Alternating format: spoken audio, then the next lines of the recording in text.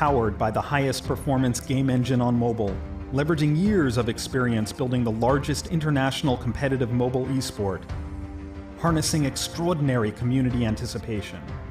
This February, Super Evil Megacorp will unleash the category-defining 5v5 battle arena for mobile. The first and only true 5v5 MOBA on the mobile platform, featuring graphics that put the copycats to shame, rendered at a smooth, flawless 120 frames per second. A simple-to-start, highly accessible experience that matches or outperforms PC and console counterparts in every way, with ultra-precise, intuitive touch controls that make a MOBA feel like magic. Nothing diluted, nothing dumbed down, delivering through original and creative hero design, level design, item design, and objective design, the immense depth, skill, and complexity that a legitimate 5v5 MOBA should offer. Outplay and outthink your opponent like no other game. Superior gameplay and graphics, the most accurate and responsive controls, deep, original fantasy storytelling, and unparalleled technical excellence with the platform-leading proprietary game engine and the highest frame rates. Super Evil Megacorp's Vainglory 5v5 sets the new bar for mobile gaming. Never settle for the lesser evil.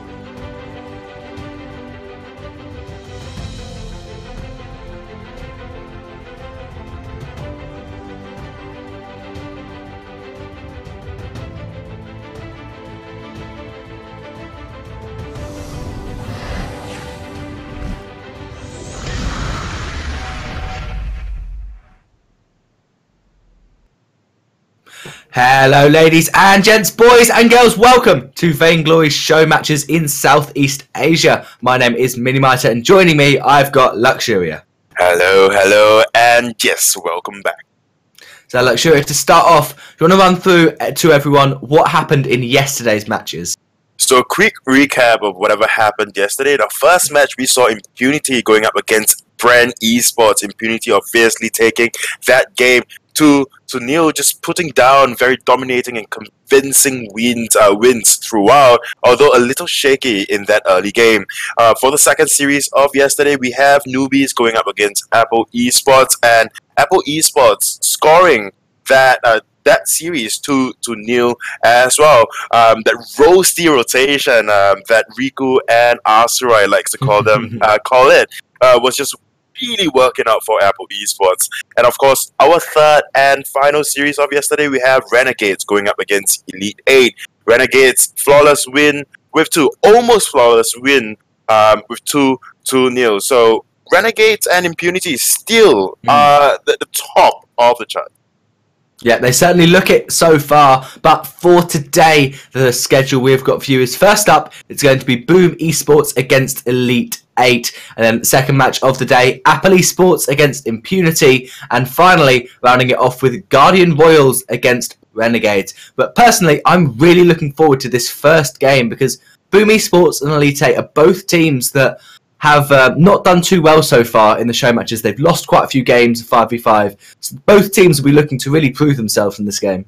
They will be trying to. I mean, Boom eSports and Elite 8, Boom haven't quite scored a game just yet. As for Elite 8, however, they have a game under the belt. And as Asurai actually mentioned yesterday, Anime Save Me has been training in secret, and let's see if it will pay off going up against Boom eSports. Yeah, I think the Elite 8 have played a few more games. They played 2 games in one day and did manage to win 1 game. So they'll have a bit more experience trying to win the game. But I definitely don't feel like we're going to have that kind of 15-minute game or the 17-minute game that we've seen from Impunity and Renegades, because that is all about that early game lead or a mid-game lead that you just snowball so quickly. Get 2 dragons, push down to the armory, and even just push down the vein straight from there. I think we're much more likely to see lots of trading going on. Someone pushes top, enemy pushes bot, you get some kills, the enemy gets Ghost Wing, you get Black Claw, but they've already got 2 turrets, and that I expect that kind of thing's going to happen quite a lot. Yep, but both Boom Esports and Elite 8, they enjoy this early game rotation, and off-stream we've mentioned how snowbally the game can get once you get just, one single turret or the first Ghost Wing, and you are pretty much set as long as you do not make very, very big mistakes throughout the game, as they are just going through the hero rosters and just picking out what they would like to play in this game. I'm expecting Elite 8 to actually show up here, but of course, in yesterday's after yesterday's show matches, Boom Esports and Apple Esports actually went in for a private scrimmage, and I had the honor, quote unquote, to kind of spectate and just watch how it turned out. And Boom Esports looked quite promising in that particular scrimmage. Yeah, it's definitely going to be interesting how Boom Esports play. Elite 8 probably going to be the favourites, having taken a game, but as Luxurio said, Boom Esports, they looked good in scrims, and we're going to have to wait and see how good they're going to be on the rise. And we are loading into Sovereign's Rise for the first game, so we're going to hand it over to our casters, Azurai and Riku. Thank you for that. And guys, first match of the day. I am super excited to see if Elite 8 will take more wins under their belt, or will it be Boom Esports to make themselves boom in this Vainglory, how do you say this, ecosystem? Exactly. 5v5. For Boom Esports, we've already watched them last week, and one of the things that I've noticed is they're very good at punishing, overextending enemies in towards their jungle, but one thing I've noticed as well is that they're very hesitant in terms of making the calls. Like, for example, if they're very pressured from the split push, but hold that thought, Azurai. Hold that thought, this is going to be a little bit of damage coming out. Look at how aggressive they're going to be trying to invade on the jungle. Will they actually be successful enough? It seems like they are going to be pushed a little bit back by Boom here, and Boom will have some control of this bottom side area of Boom Esports, or rather Elite 8. Exactly, and back to what I was saying earlier is that Boom Esports has the tendency to hesitate in responding to split push, and with the previous matches coming from Elite 8, they're the type of team that also favors the split push tactic, and as it seems that they're pressuring Kahlua out of the jungle and getting that healing chant for themselves. Great job, great steal, and because of the members from Boom Esports already, or rather Boom Esports rather, invested at the bottom side of the map, there wasn't anyone else to help the Jewel there to actually try and take and contest that objective. Yeah, making sure that this Jewel is always forced back into porting back to the base, getting items too early will just make it so that she won't be, farming up as she wants to, because I'm gonna double check again which match was that from yesterday, but it was super crazy. Like, the Jewel was just doing like 3v1 situations wherein you don't really expect it to happen, but because of how fed she was, it just did. It just spiraled out of control. I think Elite 8, knowing this, do just that. If they know that Silver Boom are gonna, or rather Boom Esports are gonna be nowhere to be found in that jungle, they will just keep trying to pressure her down. Exactly, and at this point, speaking of pressure, just as you mentioned, we see the Batiste already making the top rotations, kind of clear that out. And at this point, we've already mentioned how Elite 8 is very good at trading objectives, that if they see a different team, that thought Fortress is gonna dive in onto the Adagio. Let's see if this thing is gonna be enough. But baby, he's gonna be fine. And at this point, you see how the timings, the ganks usually come around at the 4th minion wave, where if they manage to successfully get a kill, they can take advantage of the wave pushing, get some damage on towards the turret, and at the 2nd time around, then perhaps they can maybe seal the objective away, but Fortress slammed towards the wall. Junior, nice name for this Fortress, but he's gonna be fine and dandy, able to just burst himself away from that one, and kneels with this glaive. Still no pickups just yet, and thank you for that help. Impunity versus Bren was that match with the Jewel, and Coeur d'Ivoire was actually on that Jewel. So maybe we can see something like that transpire here, but Kahlua is not gonna have any escape from that one. Bad Mocho almost shutting him down, but Anime Save Me so good at least controlling this Kahlua and making sure that whenever she's low on HP, he'll check out the health tree and to see if Kahlua will try to reach it, and once again forced to port back too early into base. Good denial there. You can see how certain key heroes and players create hotspots around the map, but in time, at this point, baby, they're really focusing on this mid lane down as they secure another objective for themselves, and at this point, baby's so low. He will be so low, and he actually dies. I believe that was the DPS coming out from the, or DOT coming out from this fortress. We'll have a little bit of control and response from Anime Save Me. Uses the Ordain, and Junior will actually leap back in as Anime Save Me is absorbing quite a bit of damage here. Activates the shield, and that's gonna be 2 kills already for Elite 8, and they're looking for a little bit more blood. This is the Catherine though. She does have the Storm Guard. She does have that movement speed boost, but at the end of the day, it's still gonna be another kill for Elite 8. You gotta hand it to Elite 8, how they're playing around with the jungle camps. You know what? I think the Adagio is taking the CP buff. I think the healing trance is getting taken by the Jewel. Let's try to play around that, and that's where they're most vulnerable because they're not under the turret. They can dive in, and that's where Boom Esports have to be worried about. They have to establish vision around the river, and at this point, Ranophobia is very ballsy. Very ballsy indeed, but he's going to be able to escape by the skin of his teeth. Maybe someday cannot follow through, as there is that minion wave that is attacking him quite a bit, putting a little bit of damage as well.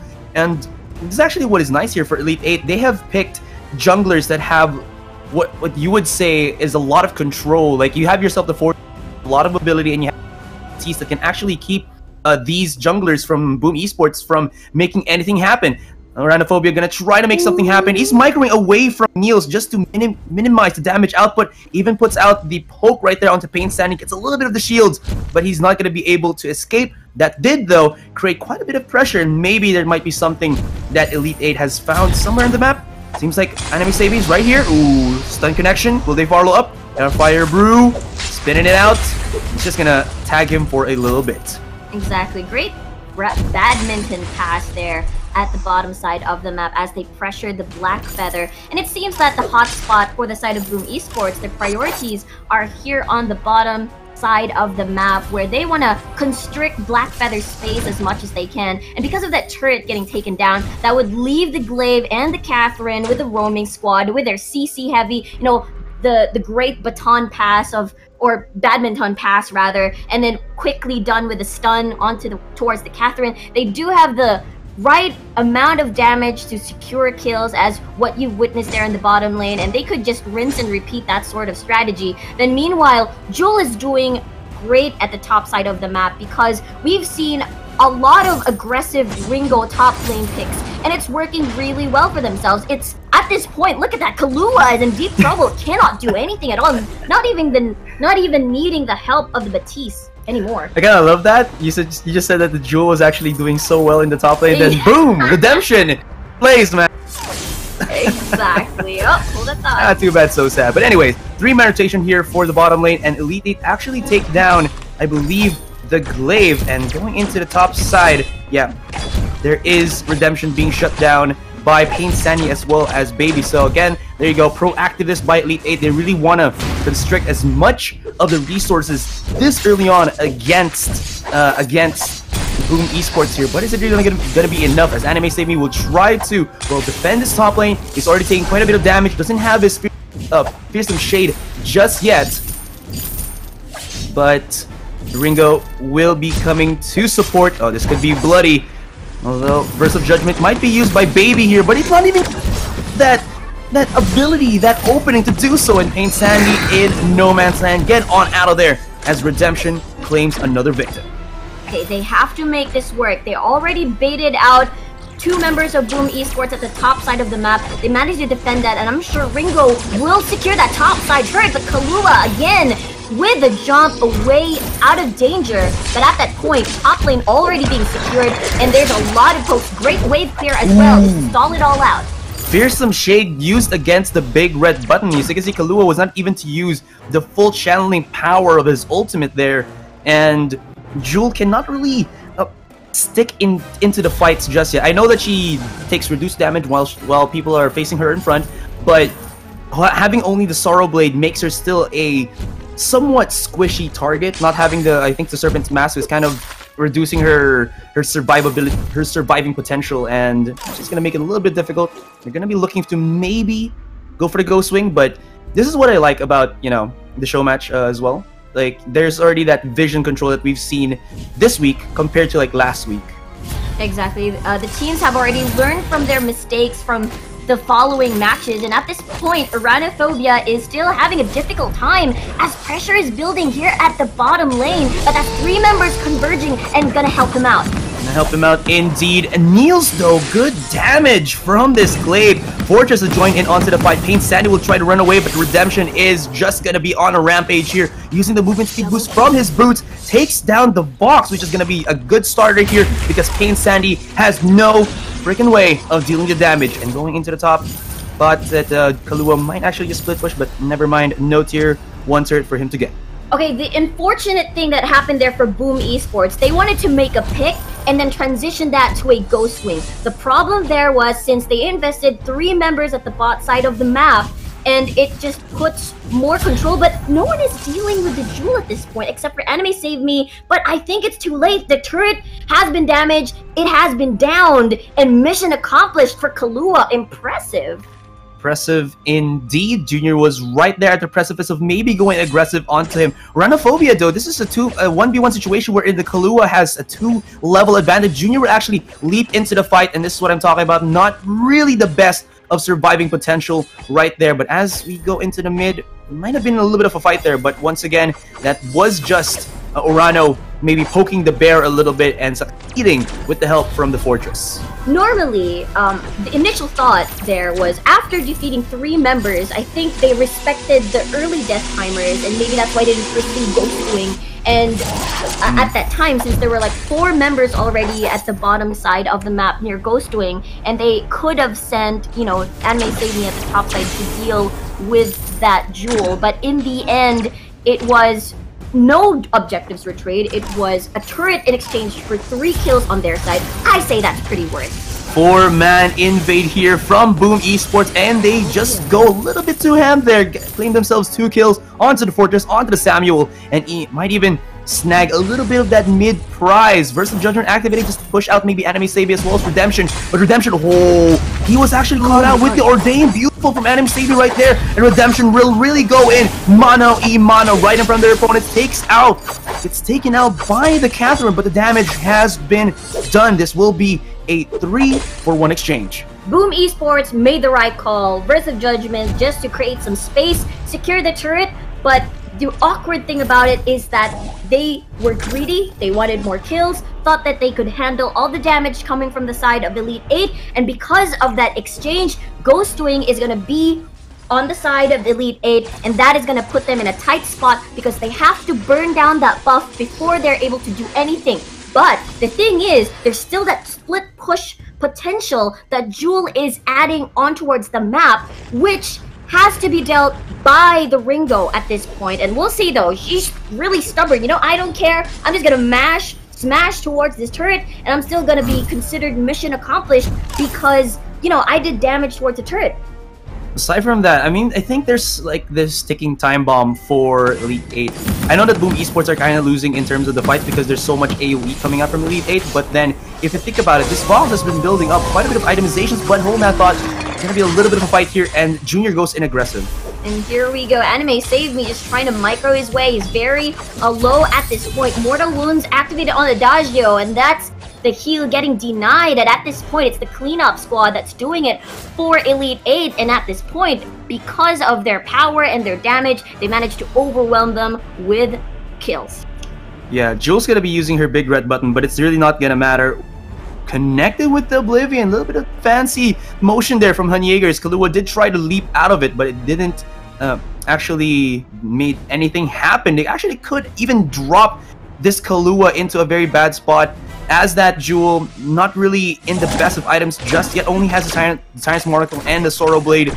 She has the bite, but she doesn't have enough time to keep the bite going. Do you know what I'm saying? I know what you're saying, Asterai, but anyway, you can see Elite 8's adjustment to the strategy that BO2 Esports has been doing. You know what? We know we've been losing the fights. Might as well try to add pressure from top lane to bot lane. We're gonna try to commit you to a fight. We're gonna try to bait you out. And look at that. Vox earlier was doing the work, side pushing. But at that point, Elite 8 responds with their own split push. But look at that. Junior, very low. Very low indeed, but okay, I'm just gonna take my thoughts later on because Renegades is just poking them down. Oh my goodness, with the Malice and Verdict, Kahlua will actually smash a little bit, but it's really not gonna matter right now. Redemptions has joined in onto the fight and he is just cleaning up house, sweeping and sweeping left and right, and only one to survive. Pain Sandy absorbing so much damage with that Storm Guard, but now with 5 man strong, Black Claw will be an easy target for Elite 8 to take, to claim, and to push that mid lane. That is very problematic for BO2 Esports. They suddenly try to switch strategy. I already mentioned that, okay, BO2 Esports understands that they cannot take on 5v5 team fights, then okay, we'll just keep pressuring them around the map, but they suddenly switch it up and enter a fight that they're not prepared for, and because the waves are shoved in the favor of Elite 8, they had room to take Black Claw after that clash, take turrets down, and no exchange whatsoever. They don't need to send other members on the different sides of the map. All they have to do now is play around with the Black Claw, and BO2 Esports has to recall their resources, their players, their heroes, just to invest on this Black Claw, because 5v5 team fights are not necessarily their strength at this point, and because of the lack of damage that they bring onto the table, it's really very, very scary for them to just leave this Black Claw and get one player to create pressure somewhere else. Good damage though from the burst of judgment, and Kahlua will leap in. The problem now is, can they actually follow it up, because there's going to be the Fearsome Shade as well as attack from the pack, and beautiful pushback from Elite 8, not giving any openings at all to BO2 Esports. And like you said, they're gonna have such a difficult time dealing with the Black Claw, dealing with 5 members still alive from Elite 8. And it's what I actually wanted to talk about, which is Elite 8 has some pretty insane sustain on their players, and once they say that, Redemption though will get blasted apart, but that Vein Crystal is exposed and it's taking quite a bit of damage from the Black Claw. During the early phases of the game, hold that thought, it's not yet over as they're trying to fight it out and defend their base after it. Right, and ever so majestic words of Chris Daughtry, it's not over yet. Oh, there you go. Fearsome Shade with the auto. That's not gonna leave out the auto attack from the Adagio, and Urano as well as Samuel Jaegers will just port back to base. But that was, how long was that? Like, they were able to just roam around freely in the base of BO2 Esports, like maybe 1 to 3 minutes. Yeah, a good 3 minutes solid. Yeah. But one thing I've noticed that about BO2 Esports in terms of their early game decisions is that there were 2 hotspots on the map. And when I say hotspots, it's where you want to invest your resources in or add pressure in. They had a choice whether to pressure the bot side of the map on the Black Feather or leave the Ringo to farm freely and make him deal the damage that he's expected to deal during the mid phases of the game and transitioning to the later phases of the game. And they decided to go for the Black Feather lane, and at this point they're fighting for the Ghost lane and it's already down, and at this point it's a team fight. At this point, it's not actually a team fight anymore, it's what you call a massacre. My goodness, that Fearsome Shade comes out from the Batiste and just pushes them all back. No chance of even resuscitating themselves in that team fight. And Junior spotting out Niels here with the help from the Ringo, slows him down and takes him out without a fight. And with only this Vox, this Adagio to remain, he does have a Burst of Judgment, can activate it right now, and maybe this Vox can bring in on the pain, the rain. And maybe someday is doing just that. He's already gotten 2 kills up against the Samuel though, as well as his Fortress, so he's got to be very careful in trying to manage how much damage output they can actually do. And look at that Malice and Verdict, it's going to be very, very close, but uses the wait for it to make sure that nobody from Elite 8 can actually shut him down with any skills. But this is 1v1. Oh my goodness, look at him eat all of that Malice and Verdict, and can he really do it against a Samuel who can suck the life out of you Looks like that's a no. And here the Black Feather comes. Samuel goes down. But, I mean, it's not really what they wanted to happen. They didn't want to lose the Vox right there. And as you can see, Boom Esports are just chasing down. The wrath that they feel must be unimaginable right now as they want to claim a little bit more foothold in this game. Elite 8 has to be careful. Normally, things can turn around during the later phases of the game. Past 16 minutes, when the death timers are very punishing for the players, this is where Elite 8 should really be careful. I mean, they already had a good, strong footing of the game, and all they had to do is do textbook style rotations where they had to clear structures and not overextend. If you lose a member, then perhaps maybe back away, wait for your teammate, and then probably do a 4-1 or maybe a 5-man squad just to be a little bit safer, as you're already overwhelming them with damage. But since, you know, everybody's back online and Black Claw is already there, has respawned, that is the next objective to take, and we'll see what kind of adjustments Boom Esports is going to do. Let's see. Looks like they're just going to wait it out and defend at the base. Smart take on this Black Claw, but this is a little bit of the opening for Esports. If they can actually take down members of Elite 8 right now, this could be a turnaround for them because they can clear out the Black Claw without any members of Elite 8 making anything difficult for them. Maybe Someday is actually making an opening here for Boom Esports as he tries to claim more kills. He's already shut down a Redemption, but Anime Save Me is burning so much time that this Black Claw will be pushing into the mid, but nobody else from Elite 8 will actually try to push with it because they've lost a little bit of their core players, that being Redemption. They're buying some time here for Boom Esports, and Ghostwing has already landed as well. That would put Boom Esports in a spot where they have to be a little bit busy, and it seems that Elite 8 is confident enough. You know what? It's fine, we'll use the Black Claw, maybe take an Armory and another at this point. Jewel is trying to zone them all out.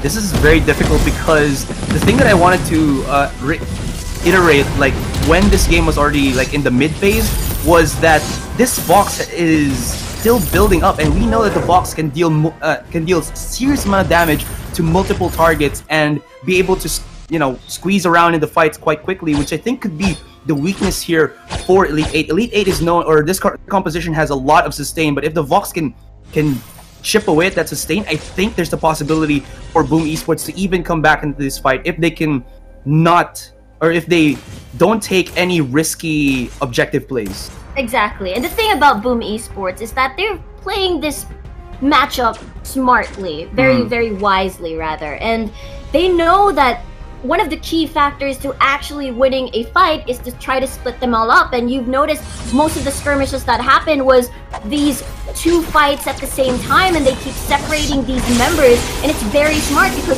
there's a lot of damage already coming from the side of Boom Esports. They already ramped up, and at this point, let's see if they're going to succeed this time.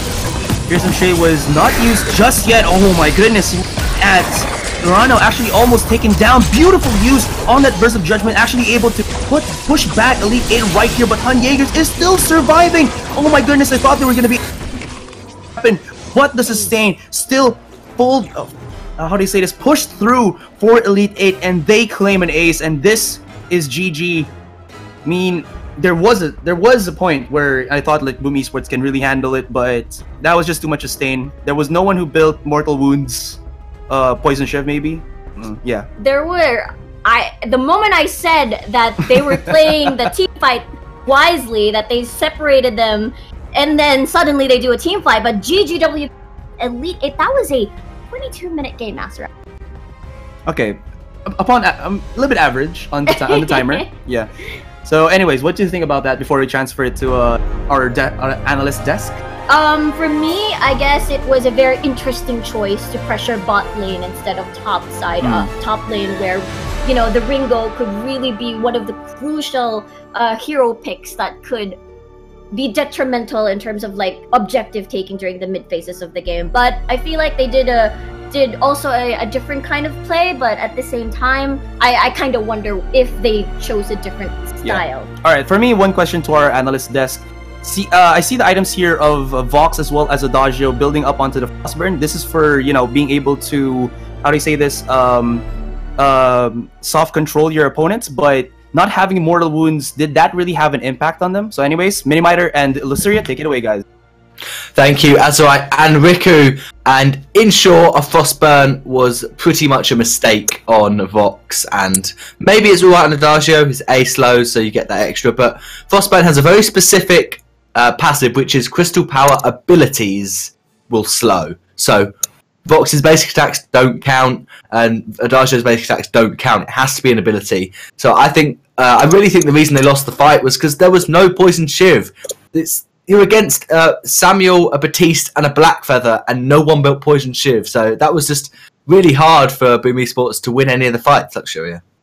Yep, and that may just be the case, or it's just down to rotations. Elite 8 just looks so much more polished in terms of early game rotations. Even in the late game, we saw and consistently saw that Boom Esports had a 1k, 2k goal lead, but there was nothing the Boom Esports could have done against Elite 8. This team fight comp with that fortress, with those wolves, it was just so difficult. Kahlua, time and time again, trying to use the big red button to clear the wolves, but that has been changed. You need to use your basic attacks now, and just very good team fight, or rather engagement coming through. And I must agree with both Arcerai and Minimizer. Poison Shift is a must going up against such heavy sustained heroes. Batiste, Samuel, Blackfeather. There was no reason to not build it at all. Yeah, I think probably on the duel it wouldn't have made much sense because you need that split push, that damage duel. But Glaive really needed it. He has a crit basic attack which can attack multiple enemies. So if you time that right, you can get a Poison Shiv on all of them. You just make sure you get two basic attacks, then on the third use your B, and you're in a great position on that weapon Glaive. So that was definitely a mistake. Also, one thing that could have been noted is if you go with Crystal Power Vox, you can buy a Poison Shiv. It's not meta at all, but it is a thing that can happen because Vaporism doesn't stack with any other kind. So buying Weapon Power Lifesteal will stack off Crystal Power and Crystal Power off Weapon Power as well. So Poison Shiv gives you basic attack speed, which is great for Vox, gives you a bit of lifesteal and the Mortal Wounds, which Vox is great for. I think the Frostburn was just a mistake because your A doesn't slow, your B doesn't slow, or it does, but doesn't really count. It's not that. You don't use your B very often in a fight. And your ult, yes, it slows, but that's not useful. You get two abilities in the entire fight that will slow. Basic attacks, they don't count. It has to be ability damage to count Frostburn. So yeah, Poison Shiv was just necessary on someone. It was definitely very necessary, but we saw as well Kahlua actually, trying as a Jewel to just go in for those split pushes, but consistently getting caught out.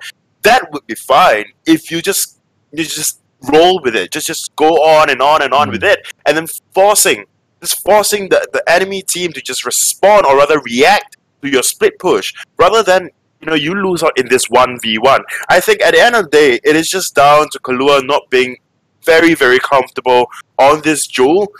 Correct me if I'm wrong, but that seems like. Yeah, if it's the thing that you need to have a team strategy of, okay, if I die 3 times but get 3 turrets, that's more than worth it. And the reason why that can be worth it is if you push top lane, get that turret, force them to come to you, then Vox simultaneously pushes bot lane. Well, after they port home and run to duel to try and defend that, that's when you put the bot lane push down.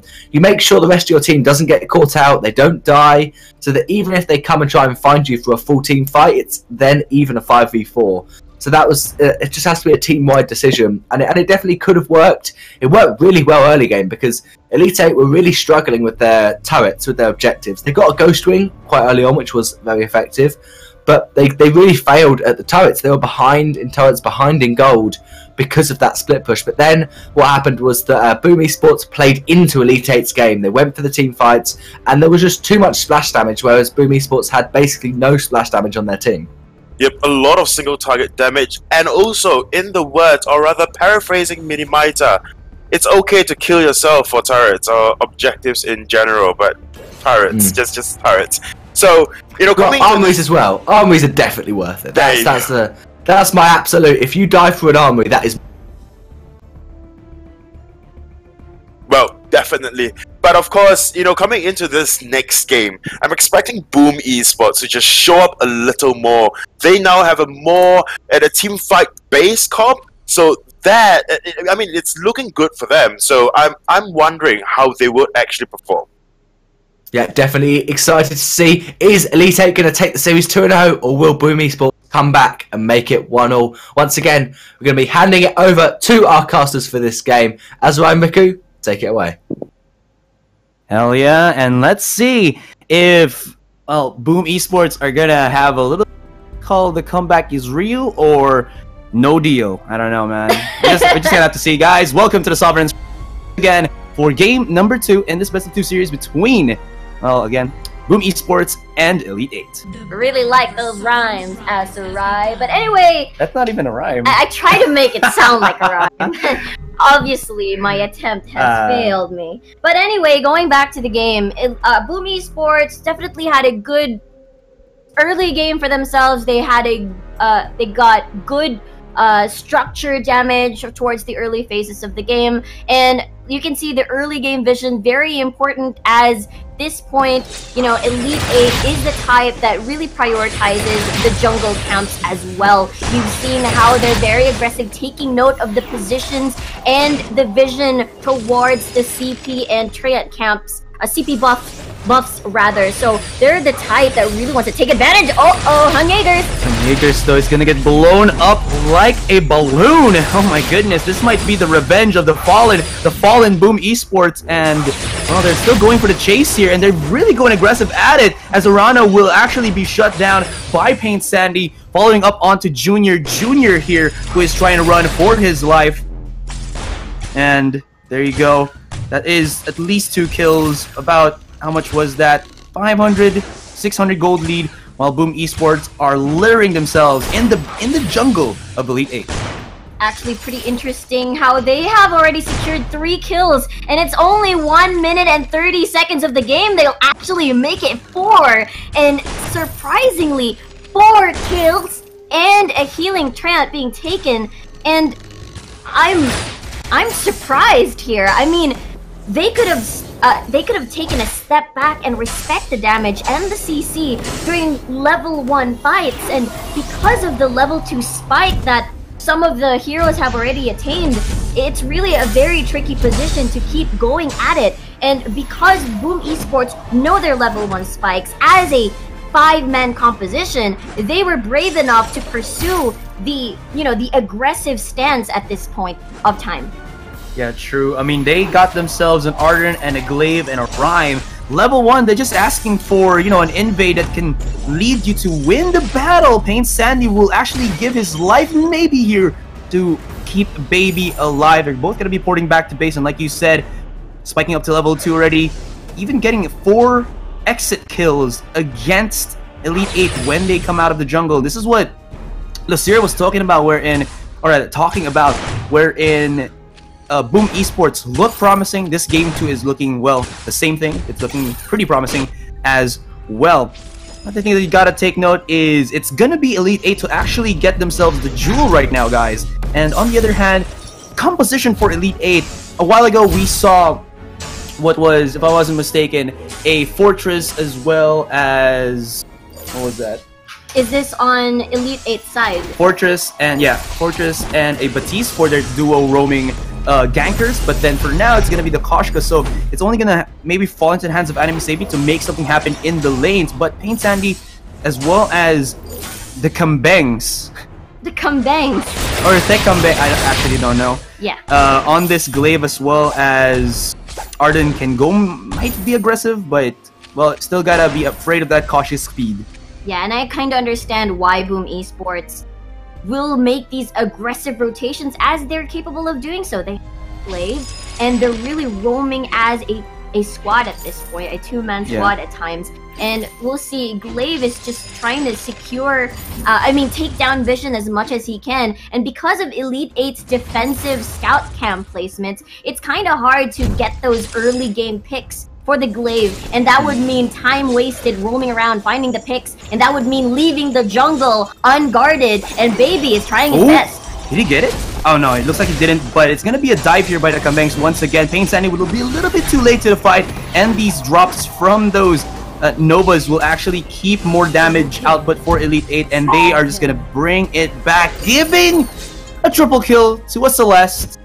Not really what you want to happen. She starts off slow, man, but once you get her the items, she's basically a snowball rolling from the top of Mount Everest ground to the earth, man. That's a huge snowball. What an amazing metaphor there, Asarai. But going back to, Boom Esports had a very good lead, and they had a very good idea on how to utilize that lead by making picks around the map, securing kills, and maybe transitioning that to a jungle camp or two.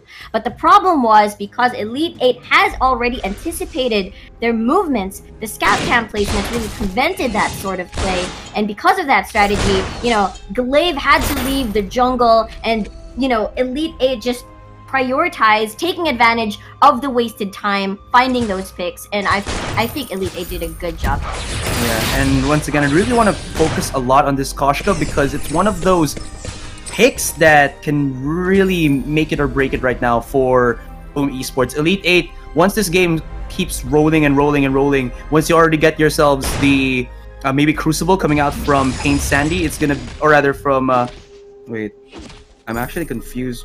Oh, Elite 8 has Yes. Has Anime Save Me. So this is gonna be, again, you gotta have to focus on him because Koshka is such a huge tempo hero, and then maybe there's gonna be a little bit of counters to that, but this early on, maybe not. Exactly. Look at that. They're converging towards the bottom side of the map, but we'll see what kind of adjustments they're gonna do. A hero has been slain here, and that is the Kestrel falling down, and at this point, 3 members already jumping in on. This is such a good synergy for the Churnwalker as well as Koshka. Slow down by the Churnwalker, and Koshka gets to scratch her claws on these scratch posts that she calls heroes. And with that, mid tier 1 was already taken down a couple of minutes ago. This bottom tier 1 is to follow quite shortly. Good rotations, knowing that the Celeste, the mid wave has already been shoved in the middle. It has resetted, and that would mean more space for the Celeste to try to help the team here at the bottom side of the map. So good job here from Elite 8, but we'll see if they can maximize this as Anime Save Me dives into Kahlua. Beautiful use on that flare loader just to get that, how do you say this, that vision onto Kahlua, and he was able to micro on out of there because there is a 4-man stack here from Elite 8. One more shot could take down Kahlua right here. He does have the stealth. Junior will not be able to follow up, but they know that he's very low in HP. They're going to be spawning out Pain Sandy maybe at the very edge of that flare loader, but Elite 8 should be wary about this one because if you see their HP bars, it is hella dangerously low. There's going to be Kambangs going in onto Han Jaegers. He should up. Pain Sandy goes in with the auto attacks, but this is just a Arden, not enough to actually connect that chakram, and no kills will be had here by Boom Esports. Oh, and it just falls all the way down as you see a fadeaway use on that Solar Storm. My goodness, Han Jaegers is on fire with Elite 8. Wow, that was a very overextended fight, and another has been slain at this point. But will you look at the waves here being in favor of Elite 8, of course, as they've definitely won that one for themselves. And again, a lot of extended pressure, or vision rather, on their side. That's why they're very comfy in,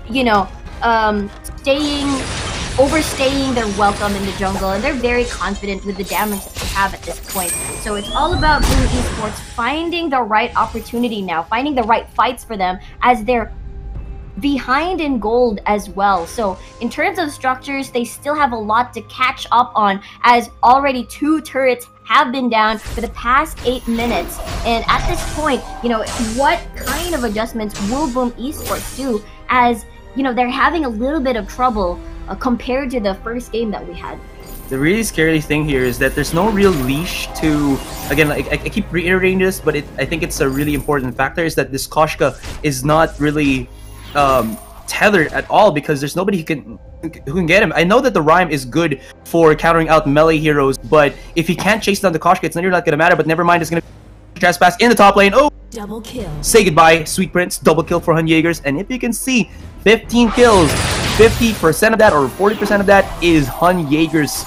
7-1-1 on the Celeste, already level 8 overdrive on that Nova slot A of his. Exactly, and normally when you want to invest your a squad, like a 3-man squad or a 2-man squad, is somewhere around the map, you have to make sure that you have vision, just so that you make sure that you're not outnumbered. And that's what happened there at the top side of the map. And because of that exchange, they were hoping, okay, perhaps maybe we could take something in the mid lane, but that didn't happen at all. There's a Shimmer Strike being used. Looks like Baby will win that raid there, as the gauntlet being laid out to the table, just denying Uranophobia to help his teammate out. But because of what they did, look at that. That's Celeste, Hun Jaeger's just getting 2 turrets because of that exchange, because of that fight. Elite 8 is doing so well, so much compared to the previous game, and it seems that Boom Esports is not able to keep up with it. I mean, she's gonna be just giving away her life in the top lane, but this is what happened. Like what? This is what Elite 8 does, is that when you try to answer their split pushers, they're just gonna go for a huge objective, similar to how Renegades does it, and it kind of fires back. I mean, they have to really deal with the Celeste, but at the same time, they have to deal with both sides, you know, objective in the top lane, objective in the bottom lane. They gotta be mindful of here, and Niels is gonna get a little bit caught out. Does have the shield. Pain Sandy's right here. Does he have the use on his gauntlet? It's actually already been used, but this is a 4-man stack. Ooh. Although Trespass plus the use on that Solar Storm is chugging them down quite low. Junior's gonna be able to run away, maybe still surviving with a sliver of HP right here, and uses that speed boost quite freaking well. Here comes Hun Jaegers just roaming in, drops it down. Look at the damage onto Niels. Push back by Kambangs, but still, this is Boom Esports only getting the 1 kill onto Enemy Save Me, which is kind of interesting, and at the same time, not sure why that happened. It's actually interesting as well, because Gwen, after all that time, has been split pushing, and we'll see if it's going to be enough. Kill is going to eliminate that Gwen at this point, but the rest of the squad is already here. Oh, gets slashed on by Anime Save Me. Nice use on that damage with the Chakram, but this is a 5-man strong Elite 8. They have all the items that they need, and they make short work of that bottom tier 3. Next would be the Armory, and the bottom side, are they actually going to go even more aggressive and maybe end this game out 12 minutes in? Maybe that's a little bit too presumptuous, too greedy, so they back off. They want to be safe. They still have the buff from the Ghost Wing, so if Boom Esports actually follow through, they'll be fighting against, well, Elite 8, who still has at least some extra oomph or shield in their buff. And oh, 4-man Death Brush. Never gonna do that. Never gonna give you up. And Niels just gets exploded. How are you able to counter this out? Boom Esports are basically playing into the hands of Elite 8, and this is just disaster for Boom Esports. They're not stopping. No, I saw the waves top and bottom already at the base of Boom Esports. Normally you want to step back, respect the damage, farm a little bit, try to do the defense game, because you're already behind in goal. And because there were 2 members trying to defend. Oh no. Uh-oh. Core collapse, aces high, and then the big red button. And if you survive from that one, you are a true Houdini. But there is the use on the gauntlet. It will be blocked out. Look at that. So much damage from Hun Jaegers. They try to play in the arena, but Hun Jaegers just plays out of the box with that range of his. Is just a bit too crazy. He's very low on energy right now, but I think he does pretty good energy, what do you call this, regeneration as well. But they catch out again. The Glaive and the Kambangs will be knocked out. 1 shot, 1 kill, nobody connecting. He was able to sidestep and oh my goodness, supernova in your face, and he will get caught by this Anime Save Me on that Koshka. And at least Pain Sandy able to bring it back, but they've already lost their mid as well as bottom Armory. Exactly, and the wave is shoving at the top side of the map as well. They really wanted this consolation prize. Will they be able to secure the kill? Yes, of course, 2v1 situation, but because of that fight, you know, it's fine to have, you know, get 1 death from that exchange. They already have gotten a lot of armories from that point, and Black Claw is about to be spawned on the map, so that's another hot spot for the side of Elite 8 for the taking, and that's just gonna blow Boom's minds and what they should try to prioritize, because they have to defend their base, but at that point they have to defend, you know, try to maybe make a steal, probably not a fight, because at this point in terms of damage they're obviously lacking because they're behind in gold. And one thing that they could probably do is maybe there's a miracle steal if ever they do try to take it out, but looks like they decide for Ghost Wing instead. I see a lot of teams go for Ghost Wing because it's a good win condition to secure a better Black Claw, and it's a good bait as well for the enemy squad. So look at that, Junior, very low. And Glimmer Strike activated here by Baby as he shuts down the Churn Walker, and that's just going to be a pickup for themselves. They still do get the Ghost Wing here, and that's going to be a boost. Even though 4v5 situation, like you said, it's a good way to close out the game and to give you an edge in team fights. Pain San as well as the Kambangs will try to run away from this one. Arano smashed Thunder Strikes onto the brush just to make sure that nobody's going to be a little bit too sneaky beaky on that area, and it seems like they're just going to be rotating here. Maybe look at picks. There's going to be the aggression from their side as Hunyeg as well as Redemption actually bait themselves in, but is this the bait of Elite 8 or is this the bait of Boom Esports? Looks like it's going to be a little bit of the upside for Boom as they found themselves 2 squishy targets immediately destroyed, and Orano will try to have to leap away for himself to go and escape. Orano, or rather Junior has already joined in onto the fight. Does he have his trespass? Yes, he can actually activate that and maybe even give them an edge, give them an up in this 2v3. Are they going to go for the fight? Gold Treant will be at least this this objective, but look at that, one auto attack from Orano is it all. Ooh, whoa. Wow. Okay, that was a little bit, okay. He goes down, he goes down, he goes down. Back, one of the core strengths of Boom Esports, which I have noticed. Shimmer Strike, there you go. Yeah. At ultimate of the, I always keep like confusing it with Kestrel's ultimate for some, Crystal's A slot for some reason. But yeah, back to what you were saying. Yes, sirree. One of the things that I've noticed from Boom Esports, they're very good at punishing overextension and over-aggressiveness of a certain squad, especially if you can single out a certain player. And at this point, you can see Koshka just landing in the hurt, and that is a kill for them. Kestrel falling down. And when Kestrel falls down, there's no real long-range poke here anymore for Boom Esports. They're gonna have to make something happen from what they have. But the problem is, it's only Rhyme as well as Pain Sanity here on that in this Black Claw. Where is the Idris? Where is the Glaive in all of this? And because of that slow rotation, it's gonna be a quick Black Claw take by Elite 8, and this is just gonna be Boom Esports forcing themselves once again. They might have enough damage, but it's just a little bit too late, and Elite 8 can make that to their advantage and push with this Black Claw in the mid lane. So Elite 8 obviously stepping back, respecting the damage already at this late game. 17 minutes at this point, but they're starting a fight. Boom Esports very confident. We'll see what's going to happen, Asterai. Junior keeping the leash on the kitty. The Kambangs can actually make something happen. They've already used, I believe, their reflex blocks right there, and Hunyegers will capitalize with a little bit of the use on his ultimate, but hold that thought. Kestrel is putting a lot of damage right here, but like I said, Hunyegers is still alive, he's still healthy, and he has the raid. Boom! Oh, able to get away from that one. Just roll on out of there, but the damage, like I said, has been done. 3 members are down for Boom Esports, and look at this Black Claw, 80% HP still alive, and Elite 8 can just help him out and finish off this Vein Crystal. Boom Esports decided to take on a fight that they were not prepared for, and Black Claw just clawing its way towards the base, and because of that, it's another 2-0 for Elite 8. Wait, 2 and oh, there you go. Alright, so GGWP, a 2-0 for Elite 8. They redeemed themselves from the not so good performance in these previous weeks of Vainglory 5v5, but Boom Esports, I think they're also in a good spot. Even though they didn't win this best of 2, they still did quite a bit of plays to make Elite 8 have a run for their money.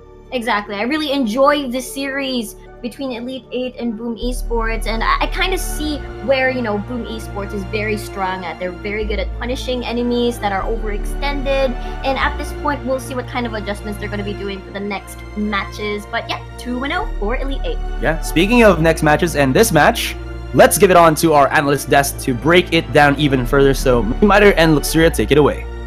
Beautiful transition, Azurai. Thank you for casting the game alongside Riku. Yeah, it looked very good for Boom Esports. At level 1, they just went for it. They went all out, tried to get some kills, but wasn't quite enough later on in the game. In my opinion, Elite 8 just played amazingly well. I want to say that as well, but I mean, I think it is just the heroes picked up by Boom eSports. It's kind of questionable, it's peculiar, especially with that Rhyme. I do understand where the team is coming from. Rhyme in the front lines, as with the Cumbings on that glaive. Just stand in front lines, and then you have Kalua and II Baby just poke from the back. But it's just not quite working out for them, and the only reason being it's because Nows do not quite get enough fortified health as fast as when, you know, Prime is in 3v3, which he gets plenty and it's just so very tanky. But in 5v5, when all 5 members just jump on you, even if you're a roamer, you'll be blown up, much less a Rhyme prioritizing damage items first. So I do understand the concept behind it, but when you execute it, it is just not very viable in 5v5. Yeah, Celeste is so good against Rhyme because she needs one reflex block and her own pair of boots to counter his pair of boots, and that's it. It's very simple for Celeste to beat a Rhyme, and it was a fantastically played Celeste. Almost all of the Solar Storms connected. There were massive damage, almost always onto either Kestrel or one of those squishy targets like the Idris, and that was really well played. Also the Koshka. Anime Save Me played Koshka and Batiste in the previous game. He bought teleport boots before 10 minutes in both games, and the reason why was because they knew, Elite 8 knew Boom eSports were going to try and split push. That was their strategy. So all that he had to do was he would teleport to the turret. While you're teleporting to something, it gets a significant barrier, which means that it's actually very hard to take down a turret if you're teleporting to it. So that made the turret stronger, and then obviously after you teleport, he's there to defend the lane. So that was well played from Anime Save Me to counter what Boom eSports were trying to do. Yep, and on top of that as well, we do see a glaive, and usually, you know, we saw 100% in the first week or 5v5 show match. As long as you have a glaive, you kind of already win the game. However, the Cumbings on this glaive, it's commendable, his effort at least. He went for the tension bow rather than the triple spell sword or the quadruple spell sword, but the issue with that is that he was forced to build or pick up an Aegis really early in the game as well, just because of the sheer damage that Handjäger can put out with this Shatterglass Clockwork Celeste in this early game. And Redemption, not to discredit him, he just pushed so well in that bot lane because of how well Handjäger is just holding himself in that lane of his, and thus allowing Redemption to go rampant, you know, just down this bot lane, and there was not quite an answer to this aggression coming out from Elite 8. As you mentioned earlier on, Boom eSports did try counter, right? In the early game, they were so aggressive, they got Handjäger down, they got first blood for themselves, but afterwards, it just started to just decline this aggression. Instead of just going through with what they've planned, they are just reacting to that of Elite 8. Well, the problem is that Boom eSports at level 1 were stronger, that's why they got 4 kills. But as soon as you hit level 2, the Koshka is better than you. The Jewel does so well at level 2. Celeste at level 2 is amazing, and that's the problem. They couldn't be aggressive after that level 1 fight because they were probably just going to lose. And so, unlike in 3v3, where if you did that kind of early game rotation and got 3 kills, you would pretty much win the game. You just take their backs, rotate through their jungle, rotate through your jungle, straight back to their backs, and just keep rinse and repeat. The problem in 5v5 is that kills aren't that important. Yes, you can get a ton of kills, you can get 4 kills early on, but that's only a 1k gold lead. That is completely negated by someone taking the turret. Turret gives 1.5k to your entire team. So that's really, it's not as important to get that early game kills. It's all about making sure your lanes are in a good position, and that's what Elite 8 did so well. Yep, and teams have to realize that. Teams have to understand the fact that kills do not quite matter. It is just down to objective, and that's why split pushing, the strategy of split pushing has been just in the spotlight, in the limelight for so long for so many teams right now. Yeah, I had a game where one of my teammates went 17-2, but we lost the game because we lost the turrets and we lost our armories. And another thing in this game is that the armories, 2 armories were taken down by Elite 8 really early on. So that meant even when Boom Esports won 1 or 2 team fights, they could do nothing about it because their waves were being pushed. So they had to port home, stop the waves, and that meant that even when Elite 8 made some mistakes, they would still be fine because their waves were being pushed. But that is it for the first game. Elite 8 winning 2-0 against Boom Esports. Pretty convincing, especially in that second game. But don't go anywhere because we have got another game lined up for you. It's going to be Apple eSports against Impunity. Both teams looking very strong. So I'm interested and excited to see who's going to win this. Don't go anywhere. See you soon.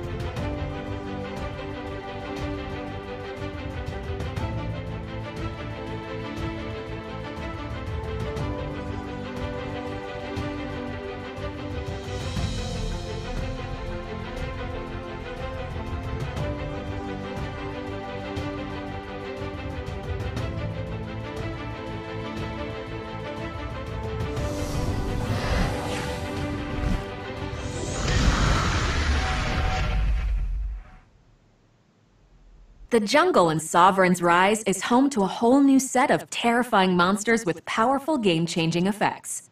The Gold Treant is a big jungle monster that grants a large amount of gold when killed. It is best to tackle it with an ally since both heroes will be given a substantial amount of gold. The Weapon Treant is a special jungle monster that grants a temporary buff to the hero who lands the killing blow. This buff increases all weapon damage that the hero deals and adds a slow to their basic attacks. If the buffed hero is killed, a red orb drops onto the battlefield, granting the buff to the next hero who walks across it. The Crystal Treant is a special jungle monster that grants a temporary buff to the hero who lands the killing blow. This buff increases all crystal damage that the hero deals and also heals the hero for a portion of that damage. If the buffed hero is killed, a blue orb drops onto the battlefield, granting the buff to the next hero who walks across it. Understanding the jungle's inhabitants and what they have to offer can give you the edge you need to achieve victory. See you on the Rise! Sovereign's Rise is home to 2 terrifying dragons, Blackclaw and Ghostwing. Ghostwing arrives early in the match. When she's about to land, a circle fills on the minimap, indicating that she will arrive soon on Sovereign's Rise. If she is defeated in battle, the team will earn her favor and be granted a powerful buff that provides a regenerating barrier, health, and energy when out of combat. This gives the team a huge advantage in fights, so make sure to group up and engage the enemy to make the best use of the buff that Ghostwing grants. Blackclaw arrives later in the game. When he is about to land, a circle fills on the minimap, indicating that his descent is imminent. Blackclaw's swipes slice through nearby heroes, and his fire breath roasts anyone who comes too close. The team that manages to defeat Blackclaw in battle gains his loyalty, causing him to rampage down the middle lane, attacking structures and enemies standing in his way. You can either escort Blackclaw down the lane to help pave a way to the enemy base, or use him as a distraction and focus on the 2 side lanes. Making use of the 2 dragons is absolutely crucial in Sovereign's Rise. You should understand what they do and how to best utilize their gifts if you want to achieve victory. Good luck and see you on the Rise! On Sovereign's Rise, the Vein Crystal is equipped with its own defenses and fights back against enemies who approach it. Its first attack launches a salvo of missiles that locks onto heroes, damaging and slowing them, while its second attack fires a line of explosions that damages and stuns heroes standing in its way. The crystal is also surrounded by shields. As long as all 3 shields remain, the crystal is impervious to damage. However, destroying the armories that surround the Vein Crystal removes the shields, making the crystal susceptible to attack. Armories are new structures surrounding the Vein Crystals in Sovereign's Rise. They are responsible for powering the Vein Crystal's defenses. When an enemy armory is destroyed, it grants your allied minions in its respective lane a boost, giving them more damage against enemy minions and structures, and reducing the damage they take from heroes. Additionally, every armory that is destroyed strips its Vein Crystal of some of its shielding, making it vulnerable to attack. Targeting the armories makes it easier to push into the enemy base and claim a victory. You can change a hero's appearance and experience their alternate fates with skins. Skins can be purchased with ice in the market, won from chests, or you can craft them. To craft a skin, you must discover that skin's blueprint and collect enough essence to unlock it. Crafting costs vary based on the skin's rarity. Blueprints will be rewarded for completing quests. If you find a blueprint that you don't need, you can destroy it to collect a bunch of essence. Duplicate blueprints are automatically destroyed. Duplicate skins received from chests will transform into opals, which can be used to buy special edition skins in the market. That's it! You're well on your way to Skintimidation.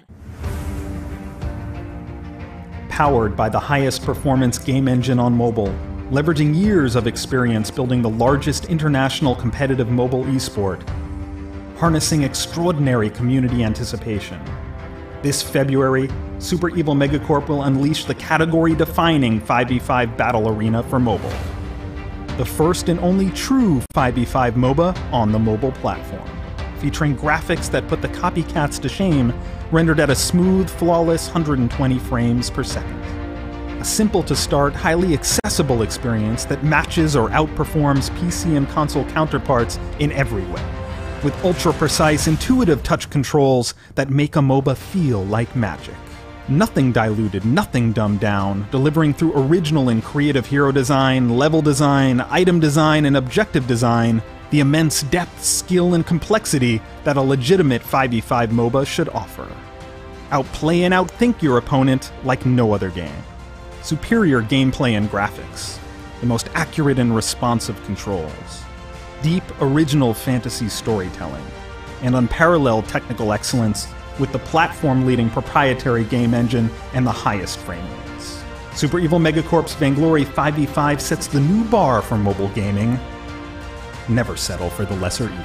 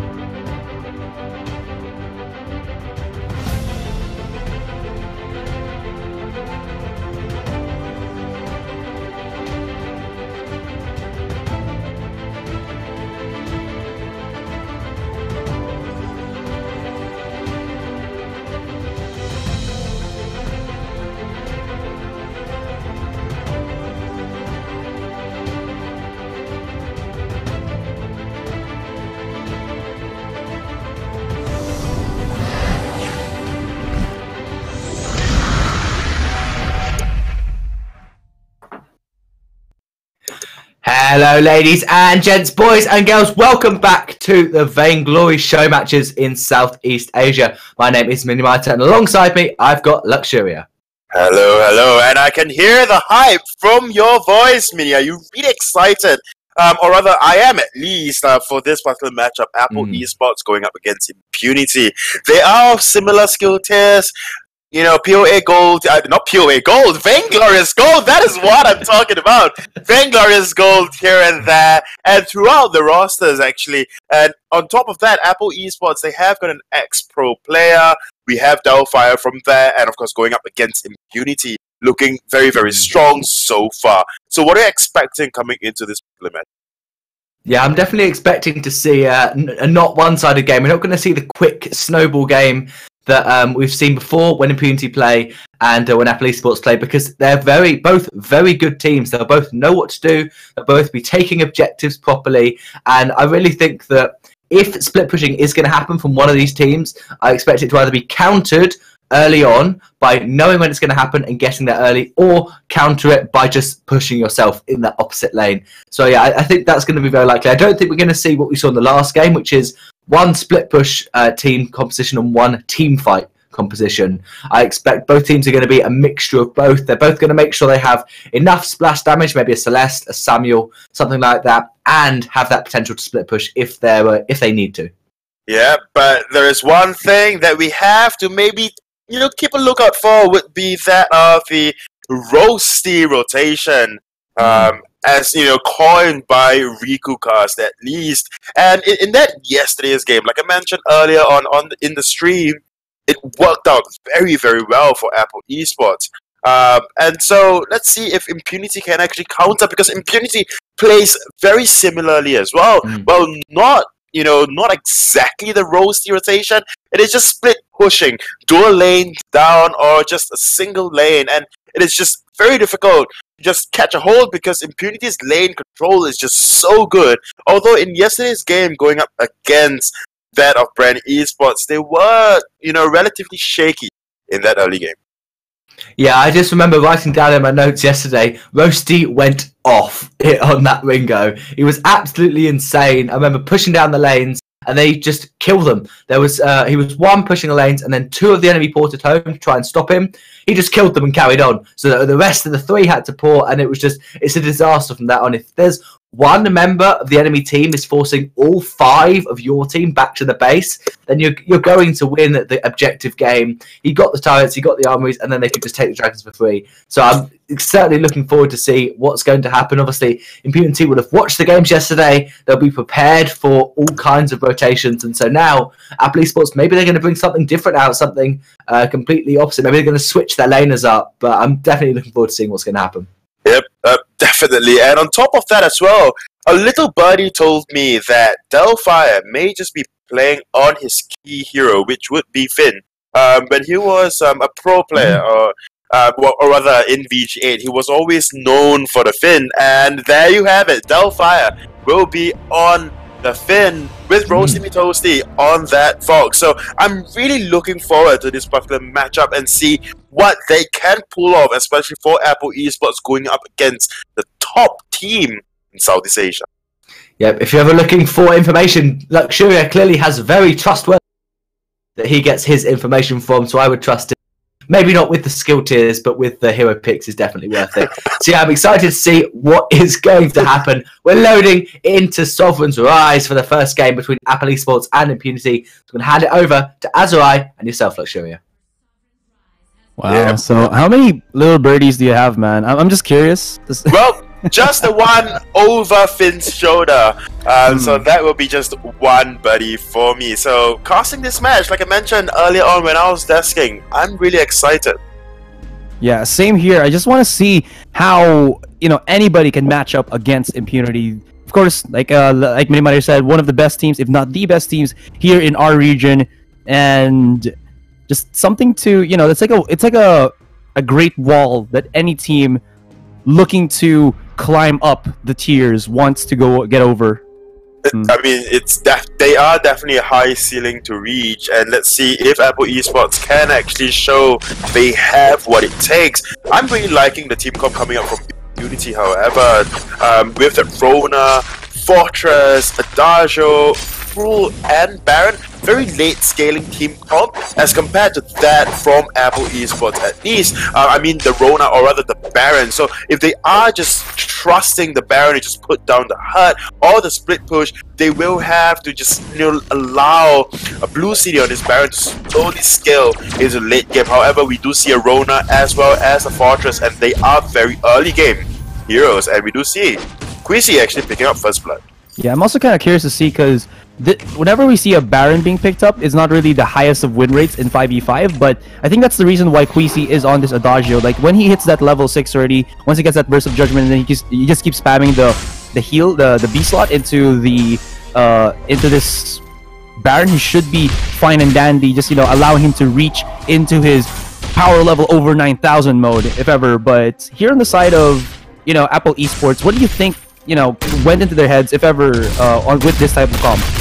Well, with this comp that Apple Esports really have, they will just be relying on the movement, the rotations coming out from GD, or rather Guilty Crown, on that Baptiste, because Baptiste has got relatively fine, good ganking potential, but Delphi now may be caught up. Oh, he's gonna try to run away a little bit too slow. It is the Finn, and well, that big kaiju cannot escape Impunity. They got too much speed with them with this fortress, so he's got to be really careful with how he positions in the 5v5 Sovereign's Rise. Yep, and we saw DevQ as well on this crew yesterday, scoring 7 kills within 5 minutes. Not so much today. The side of Apple Esports playing very reserved, but as I'm saying that, Impunity goes in for that dive, taking a couple of cut turret shots, but they will be fine. They will be fine indeed. You just want to keep this Samuel in, at bay, making sure that he has to really work to sustain himself in that lane. They know that he has to sustain, but they'll put him to the test like what King Leonidas did in 300. Anyways, Truffles will be able to just go into the healing triad, but Delphi will spot him out. I don't know how Delphi would be able to get this one. It's just going to be used in the Quivel, and look at that, swag away ever so slowly, ever so majestically on this Bakuto Finn. Yep, and it's very apt where Delphi is standing at this point. He is a river troll after all. And, this game, we are seeing a rather, passive gameplay from both teams. Impunity knowing that they need to scale, and as with the side of Apple Esports as well, if they go overly aggressive, they will be punished for that, because they have got an Adagio, they have Cruel as well that can lay down quite a bit of pain. Trophies on that Rona as well. It's just, he is taking his time. He is slowly scaling out as well. 4 minutes in, not much action, only 2 kills going to the side of it. Yeah, there's only around the 1,000 gold lead. You did see that Guilty Crown in the mid section of the map was caught a little bit, had to port back into base, but he's going to be all fine and dandy. Top lane, though, is where maybe the action will push through. DevQ has not yet reached level 6 to know from Hell's Heart just yet, but Drug Apple needs to be a bit careful here. Going against the Baron doesn't have the potential to go against him. Maybe that's why he also built up the light armor just to make sure that it doesn't take any damage, though. But hold that thought, Ordain will connect, and Blue City, in the blink of an eye, loses quite a bit of HP, knowing that maybe Guilty Crown is in that bottom brush. Immediately just transitions back into his turret, hugs it out, and that's gonna be all enough and said. DevQ here, though, in the bottom lane, might find some action. He's gonna try to TP back, but the Residents will spot him out. Roasty Mitosi going in. Delphi pulls it, or maybe some extra damage, but really nothing to be had. Yep, and one thing's for sure as well, that although Drug Apple, there might be a... Truffles going aggressive here, has the backup from DevQ as well as the fortress from Coeur d'Ivoire, and they make short work of the Finn once again. I mean, Finn does look like a guy who can take the punches, but if there's too much DPS coming out from these guys, it's a little bit too how's the word for it? Iffy. Anyways, top lane wise, Guilty Crown will be able to get 1 kill, but Drug Apple did lose his life to Blue City. Yep, good night and goodbye, Finn. But okay, back to my point earlier on. Drug Apple on this weapon Idris. Weapon Idris is generally known to be able to counter that off Baron as long as you can just blink in time, get your health barrier, and you can take a couple of shots. But now Roasty Mitosi in a very toasty situation. Toasty situation indeed. Can you feel the heat, looks here, because right now he's experiencing so much damage from DevQ, and look at that, Truffle's actually gonna go dive into his face. Oh man, they thought the damage, the pressure was over, but just Truffles coming out from downtown, slams it too hard to the ground, and even finds an exit onto Baptiste. Ooh, just some really crazy plays coming out from Impunity. Yep, I mean 7 kills to 1. Samuel was made quick work of as well in that top lane. Basically, Impunity at this point in time, although I said they were playing the relatively passive game, but just look at the controlled aggression coming through from the side of Impunity. Delphi getting very low going up against Queasy, but they will just back off into that Crystal Triad. Alright, just a question here. If Koshka is like the queen of the jungle, you think the king of the jungle here would be this fortress as well as the Krull, because it seems like Impunity are just showing how strong their control is. Like you said, in the jungle, I think it's because of the fortress as well as Samuel, and then when Truffles got his Serpent's Mask, he just followed through, and you know, they just keep on pushing out Apple Esports in their own jungle. Yep, I mean, if you are gonna ask if Fortress is the king of jungle, I beg to differ. I mean, at the end of it all, I mean, Koshka can just ruin a fortress. But as for Krull, I mean, Krull was once known to be the king of 1v1. The amount of sustain that he has, and talking about a king of 1v1, Krull just picked up that opportunity just so quickly. Roasty Toasty trying to kite, but Trophy's jumping in.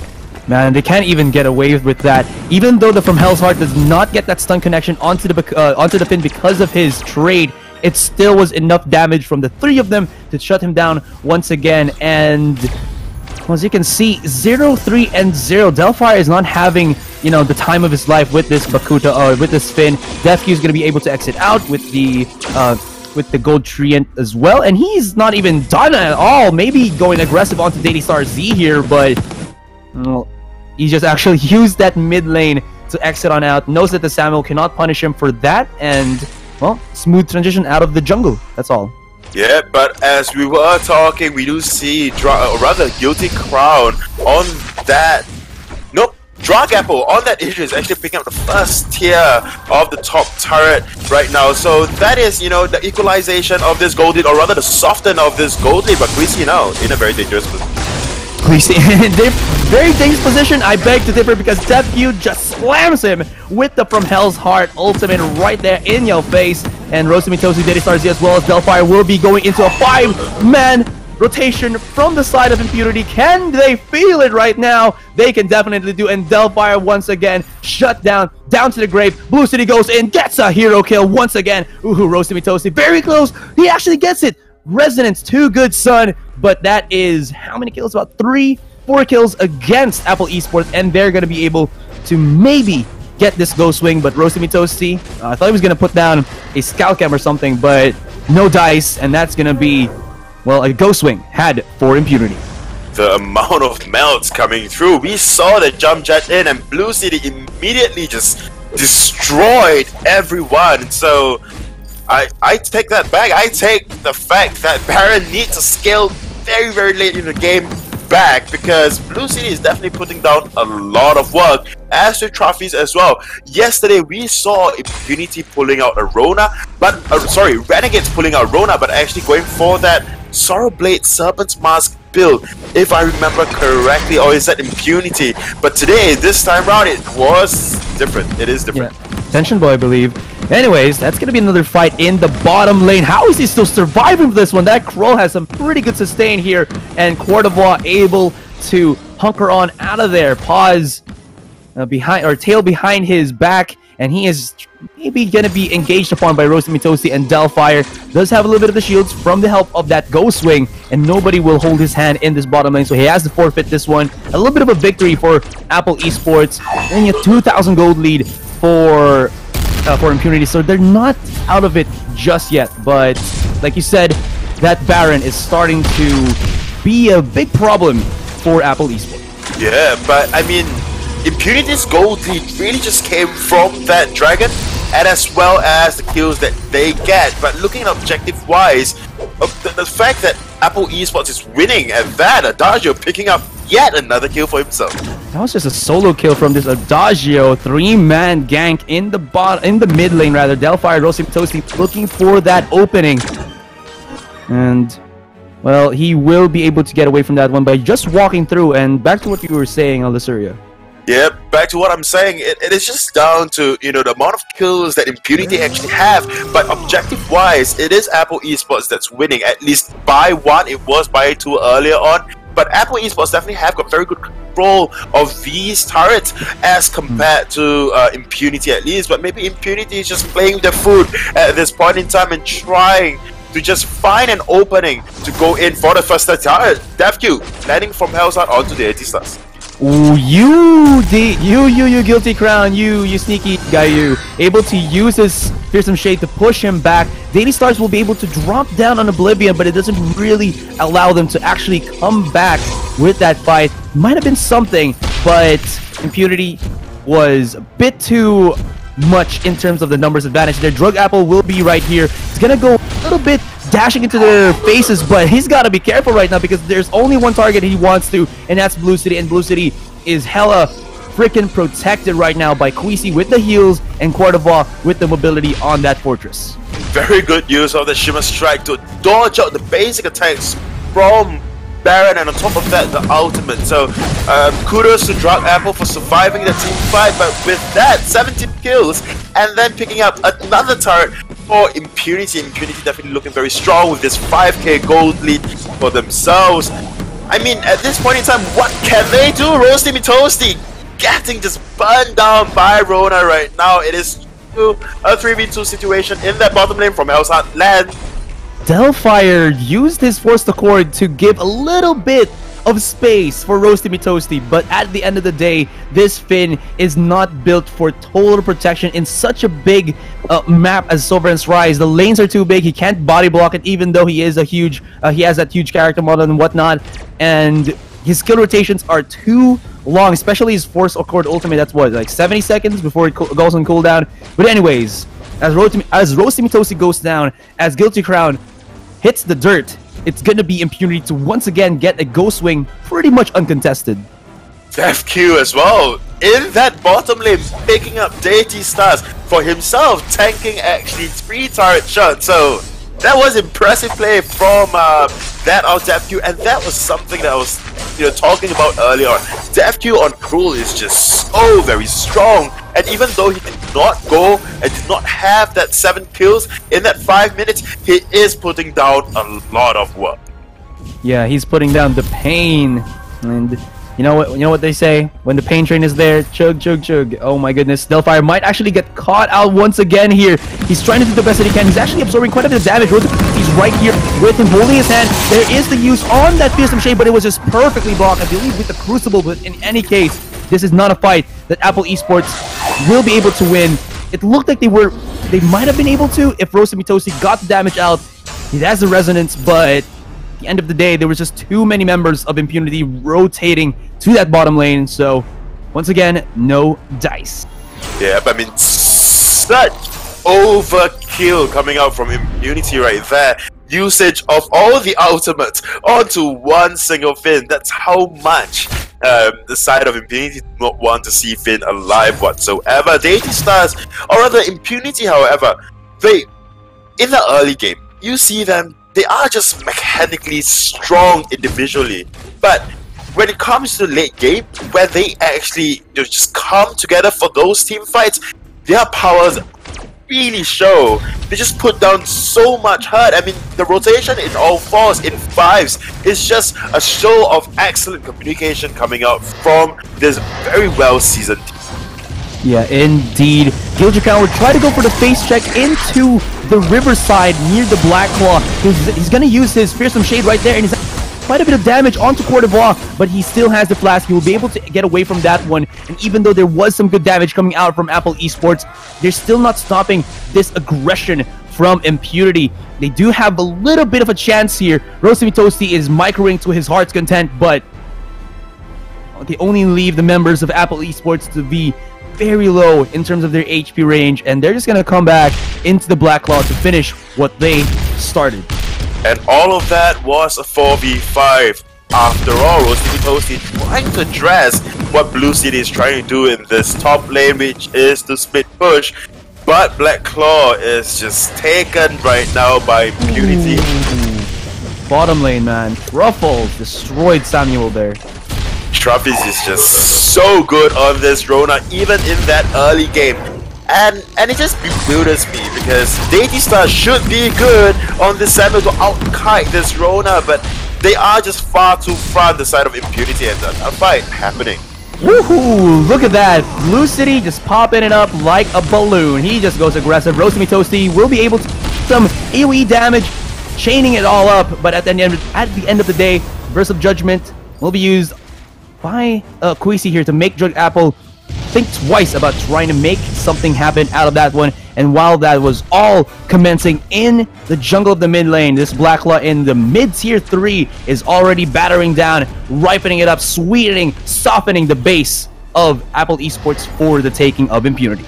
The consistent tower dives from DevQ is just insane to watch. The amount of just tankiness that DevQ has in his kit as a crew, it is just insane right now. 30 kills to 6 from the side of Impunity, and we are seeing a 12k gold lead in this 17 minutes. DevQ doing very well for himself.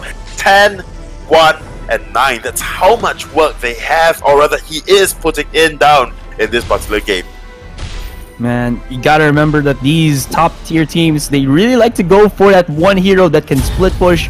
And like you said, or I think it was you or Minimiter who said that if you try to respawn as a 5-man group, it's not really gonna happen. So you gotta fight fire with fire. You need someone to split push. It might have been Drug Apple with this Idris, but we don't see him actually going out on his own to make something happen for Apple Esports. A fight will break out into the jungle. Blue City is just hitting to his heart's content. He is able to deal the free damage, deal everything for no comebacks from Apple Esports. He claims another kill with the help from Queasy, actually getting that last hit.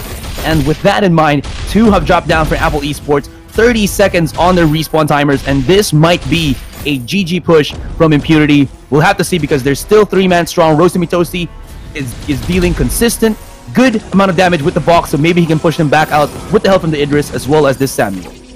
Well, with how Delphi mounted in that particular team fight, in that last team fight, I'm starting to wonder whether or not he is the captain of the team at all. And now Rona actually split pushing, getting 1 turret for Impunity yet again. 32 kills to 6. At this point in time, let's all be honest, that's right. Impunity is just plainly playing with their food. Yeah, I mean, it's only a matter of time before they say enough and they just finish this game. But I mean, you think if ever that there's gonna be a chance here for Apple Esports to maybe get it back. They still have the Vox, who has been building up quite a bit of items. He's actually going for that weapon power Vox. Already has Poison Shiv, Detention Bow. I know it's a little bit too out of there, but you think there's a potential chance here? If there is a chance, it would be just singling one. It's so weird to say that word, but is that even a word? It's just single one target out from Impunity, and destroy that target. That target, but I can't even anymore. A little bit of the mispositions there from Roasty Mitosi costs him his life, and with that in mind, oh my goodness, that is wild. Fortress gets in at 2nd kill, Rona with the 3rd, and Krull with the 4th, and that's gonna be an ace. So there you have it. This should be a GG push already. Vein Crystal is exposed, and all they gotta do is pop it, and game number 1 is in the hands of Impunity.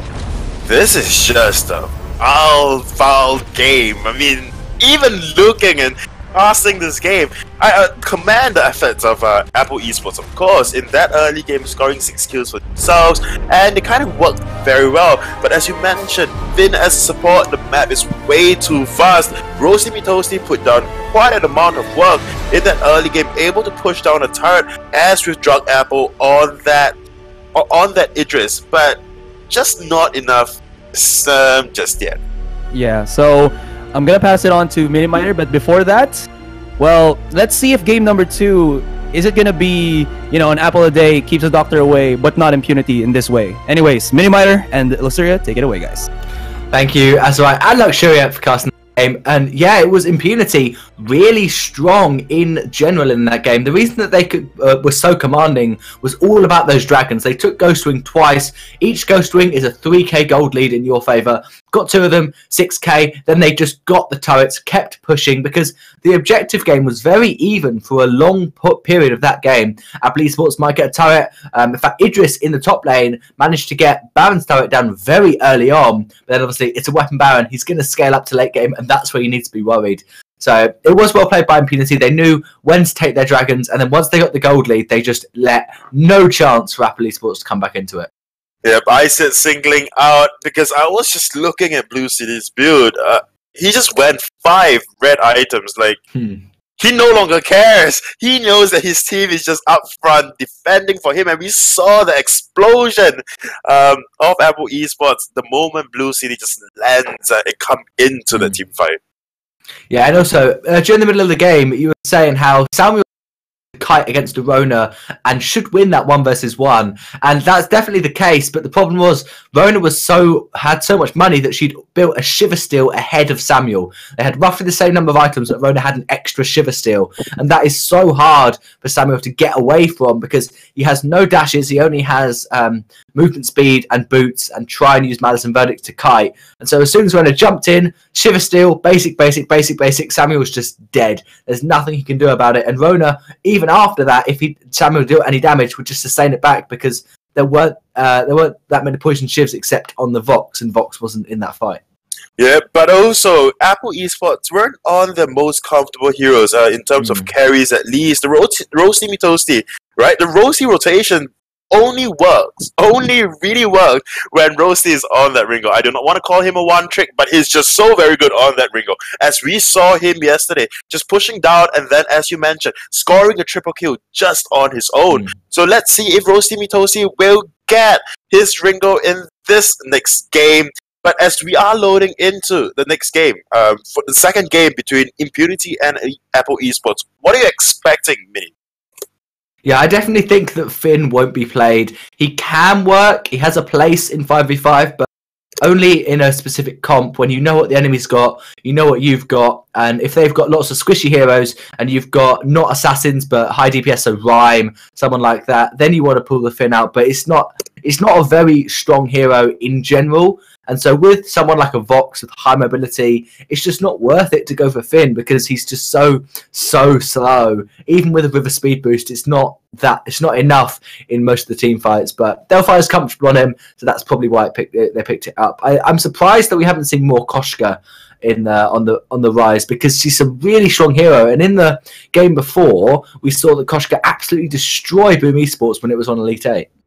Yep, I mean, Koshka is a very, very strong hero, especially with the buff to Twirly Death, getting this health area. The more enemies you hit. So it is definitely a very good buff on Koshka. So, but who cares? Impunity actually scored themselves an Alpha. So that says something as well. Yeah, I like Alpha. I think Alpha is very strong. Hasn't been played almost at all in the show matches so far, but we're going to find out how good it is. Will Impunity take this 2-0? We're going to have to find out as we hand it over to Azurai and yourself, Luxuria. All right, thank you so much for that. Game number 2. Let's see if Impunity can close this out, or will Apple Esports be the apple of the eyes of the viewers here in game number 2? Well, I mean, there are tons of puns you can make with Apple, and I'm enjoying myself, of course. I mean, it is always a joy casting alongside you. Only reason is because I can laugh to it, like just consistently laugh to it, and I would not get flagged whatsoever, only because they are legit funny. But all jokes aside, everything aside, back onto Sovereign Rise, we are seeing very passive rotation throughout from both of the teams right now. As the previous game, right? Impunity, they play it very passive. They get a single item, or they know where their item spikes are, and then they started just aggressing really hard against Apple Esports. And let's see if it will be a similar game this time. And we were talking about DevQ on that Alpha as well. Alpha, just a very, very strong carry in 5v5 because you can just put up so much hurt and your reach as well. Yeah, and I mean, we were actually at the lobby before the second game started, and they were just like, I think, teasing Roasty Me Toasty that, you know, it's time to bring out the Ring God, and he actually picks up the Ringo here. So maybe this is the time for Apple Esports to show what they're strongest at. But once again, like you said, once again, Impunity here has another Rona, so the split push potential is pretty high from Impunity. Yep, I mean, Impunity really, really like the Rona, as we can already see, but Guilty Crown on that drive may just be able to just stop Rona in her tracks. but it will be a tough one to do, especially if Trophies can just stay low, farm up. It will be a difficult job for Rhyme at least, but in this mid lane, Rhyme is trying to put down some work, but DefQ able to actually get the first blood onto Celeste. DefQ though, with the alpha, able to leap into the face of the Rhyme and shut him down, making the 1-for-1. Quarterbaw also joins in onto the front, and he is making it so difficult for Daddy Stars to get away from that one. Even pulls him back from that spacing that he created. Might be a good follow from DefQ right there, since he does have the trade, so he won't blow up. But still, he will at least survive, and that's a 1-for-1 trade in the mid lane. Yeah, that is a 1-for-1 trade, and it's really just overextension coming up from Quisi. Quisi was just purely caught out. But in this particular game itself, we aren't seeing as much chase as compared to the previous game. You know, in the previous game, we just see so much chase, and then for Apple Esports, they preferred going for the kite game. To just, you know, stay back, chill, and then just kite out that of Impunity, but that didn't quite work out for them. So I'm glad, you know, the side of Apple Esports actually switched out their team comp a little to just focus more on those team fights and split pushing, where they are just so good at. Yeah, maybe the other reason why it's not as explosive or, you know, as crazy as it was on game number 1 is that they didn't pick up the fortress or maybe even the cross, so that they don't have that insane amount of initiations in the earlier stages of this game. So maybe they're also just, you know, trying to take it slow, trying to get their damage dealers online, as well as, you know, the Celeste, the Rona, the Sky. We'll just see how it transpires, but I'm kind of curious to see how Impunity play with this one, because I don't really remember that they kind of play this comp. I always see them going for more aggressive comps here, but we'll just have to see. Yeah, but as we all know, the longer you allow a game to just hold on, the better Impunity is. They are just so good at holding on to that late game and then finding the potential midway through to try their snowball, right? Usually when we talk about a snowball, we talk about from the early game itself, but for Impunity, their snowball only starts after they get their first power spike. And we will see... Apple taking quite a bit of damage from that forward barrage though. Yep, we do see though Apple Esports actually putting down quite a bit of hurt onto Trophies in that top lane, as with Drug Apple as well, trying to survive and farm under this turret. Blue City known for his Sky, but we all know in 5v5 Sky is kinda iffy at best. Yeah, because how is she gonna deal all of that, you know, forward barrage damage to 5 members? A bit too much for her, maybe. Even her mobility is not the best, with just, you know, Suri Strike having a significant amount of cooldown. And Guilty Crown saying, DefQ, get away from my base, and he is pushing him out into maybe the embracing hands of Rosemary Toasty and Delphire here, but as Quarterbaw joins in onto the party. It's just gonna be maybe a stalemate of bodies near this pit of Blacklaw.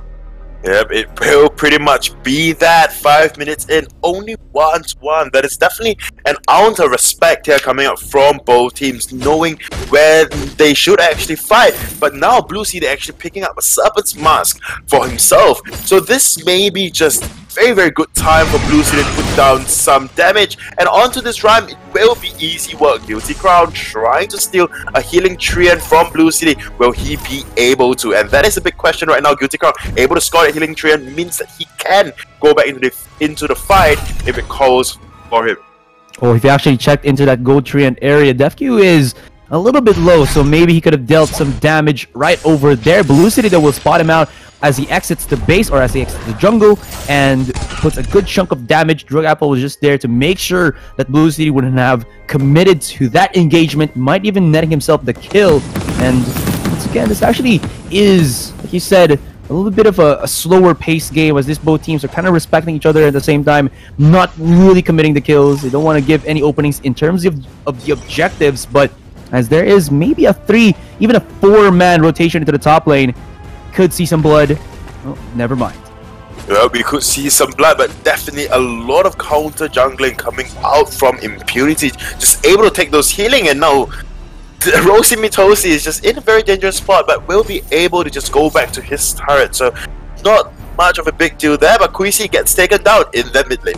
Yeah, he was caught out as he tries to rotate from the Crystal Tree and camp to mid lane by the Valkyrie of Guilty Crown here. And DefQ will dive right back in as Truffles will be trying to rotate 2v1 situation though. Going in, activates the pop, boom! Connects onto Guilty Crown. He's gonna reboot right now. Ooh, DefQ, that was a little bit too close for comfort, but Guilty Crown should go down. And wait, was that? That was a snipe from Kuisi. Oh my goodness, I didn't see that. I was focused on DefQ, but damn, that was cool. That was, but Drug Apple once again actually picking up a turret for himself against the Sky in this lane. We mentioned about it earlier on. Sky is one of the harder heroes to play in this 5v5. You may go weapon, you have a lot of mobility, you can just dance around the target, but it's not the easiest of all jobs. Kuisi now picking up a return turret, 5 kills to 3. Goldwing has landed. A lot of fights will be happening around this initial dragon. Eve of Harvest bought up by Kuisi here. I think he's just really afraid of the dive potential or the sticking power of Apple Esports, because we see, I think most or commonly for Celestes to build a Clockwork first and then Shatterglass, but now he's going to build a little bit of the sustain to make sure that he can stay longer in the team fights. Well, I think Celeste should go for the team first, the Dragon's Eye first, and then maybe the Clockwork. But yeah, Clockwork is always somewhere in there, but a team fight will be happening in that top lane. Ooh, Gauntlet makes it difficult for DefQ to make something happen, but you know what? He still has that ultimate of his, and coming out from Celeste, you know, he's just dropping the Solar Storm bombs right there, you know, left and right. He's going to be able to make something out of nothing, and that's going to be 3 kills without anybody dropping from Impunity's side. Sadly enough, they weren't actually on bottom lane with that clash. They could have actually transitioned into a Ghost Wing, and since they got the top tier 1, they can maybe at least put some damage or even take this top tier 2 if ever Apple Esports do not counter rotate. But you can see a little bit of the transitions from Delphire and Kuisi, as well as Truffies will be exiting. Well, if anybody actually is watching the stream and then did not watch yesterday's games, and you guys may just be puzzled as to what the Roasty rotation is. It is a rotation where Delphire just sticks very closely with Roasty Mitosi and then just push down the lane that they are at. But at this point in time, it's just so very difficult for Apple Esports to make that play, only because once again, they are reacting and not quite following through with their plan. Guilty Crown in a very dangerous position. He is, and Truffies claims a victim. Oh, how did he actually escape that one as the Flask? So never mind, I'm not going to ask that any longer. Pulls back Delphire for some damage, but he really wants Roasted Me Toasty right there. Daily Stars D trying to at least micro away from his opponent, but the Vanguard from his Arden will keep him safe. Drugged Apple actually joins back into the fight, uses his Shimmer Strike, and locks it down. 2 kills already for here, but here comes DefQ once again, going in with the damage. Takes quite a bit of his own, and he might get shut down, but Blue City is right there. This is where the Sky can actually shine. A line of fire that is just straight, and the forward barrage will just be great. And look at this one, coming in once again from DefQ. Quadra kill! Oh my goodness, almost getting the Penta. Well, kill secured indeed, and that's going to be a 10-minute ace. Oh no! He stole it! He stole it, sadly enough. Yep, well, at least, well, let's all be honest, at least that's an ace. It's been a while since you saw an ace in this early game, and, I mean, kill secure, yeah, I prefer that term over kill steal, but yeah, that was the case there. I will not deny that fact, and with that particular ace, 14 kills to 5, and they were able to push down the second tier turret in this mid lane, but Blue Sea now in a very dangerous position. Right spot, uses the ultimate, spaces them out, so that dangerous position put into a sort of dangerous position. Sort of, but now Goldwing has been started, is getting started by the side of Impunity, and very oblivious to the entirety of Apple Esports. With this buff, they can go out to seek for another team fight and maybe redeem himself with the Penta that's never coming. The Penta that never came. I'm kind of curious, like, how this Red Scout camp for Apple Esports, what's its range? Because I don't know if it can actually reach the vision outside of that pit from the Ghost Wing. So I don't know if like Apple Esports were aware or unaware of that take by Impunity. I'm pretty sure that, you know, with that scout camp there, it is not able. Yeah, it's not able to go that far.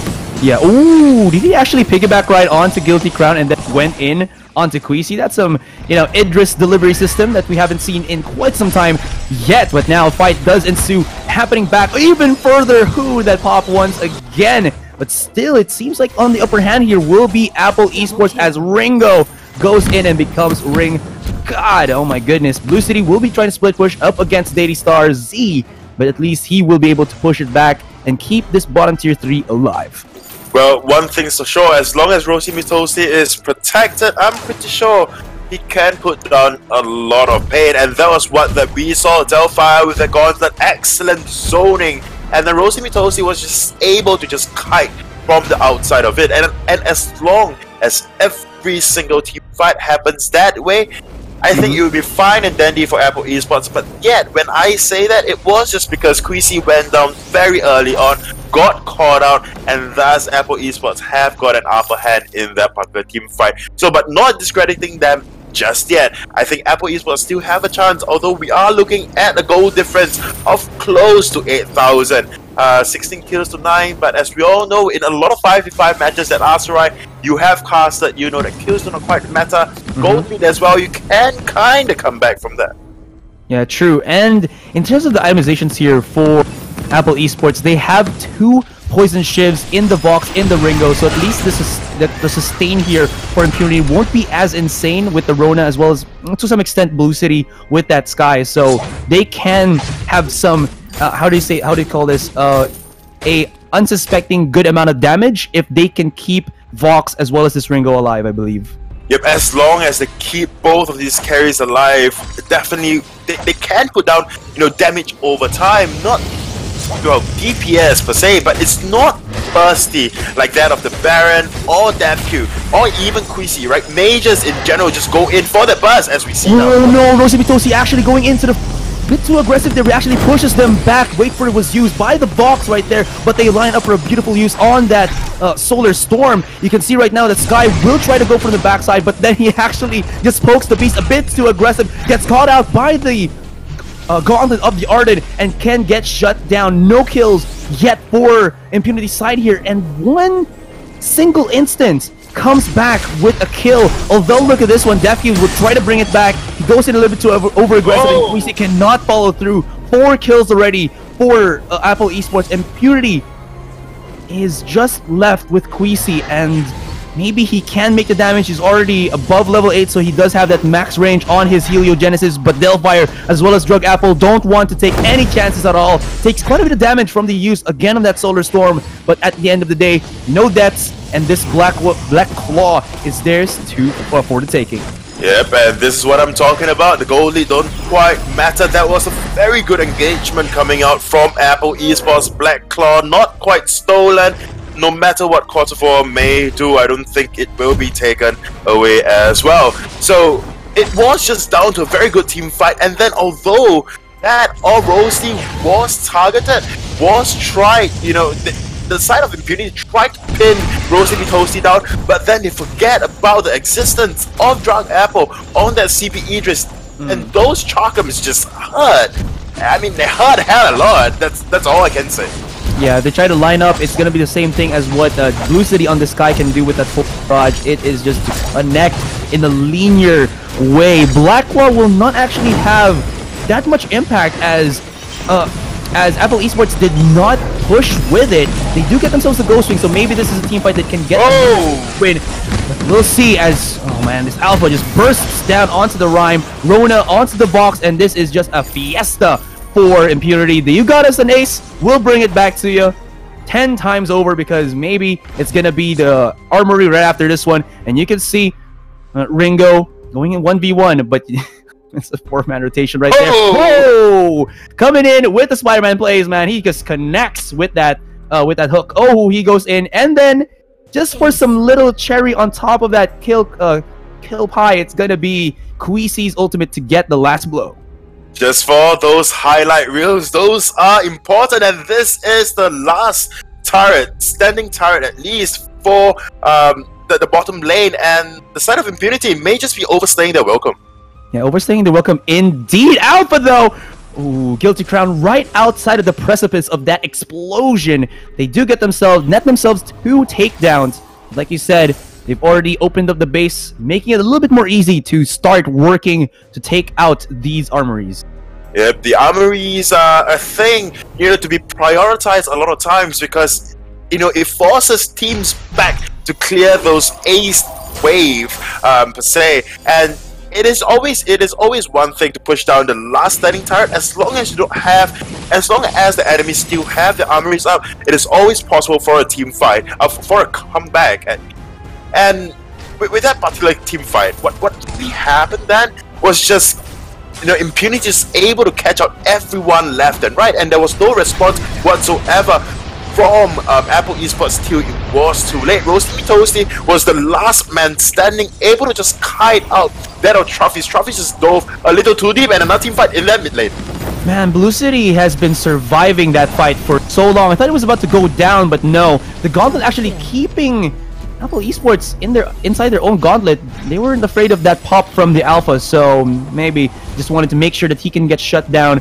2 destructions here, mid tier 2 should go down, and Impunity are having some difficulty, finishing off this game. They did open up the base of Apple eSports, but at the end of the day, Apple eSports are still, I would say, confident enough to make something happen. Though top lane wise, there's going to be a little bit of that spin to win motion from this Rona. There is the poison chip from this Ringo, so maybe he can win that duel, but this Rona is just a freaking monster, not able to be taken down quite easily by themselves. And if Roasty Toasty was right near him, the Solar Storm would have connected and might have even given the chance to Rona to make a triple kill possibly.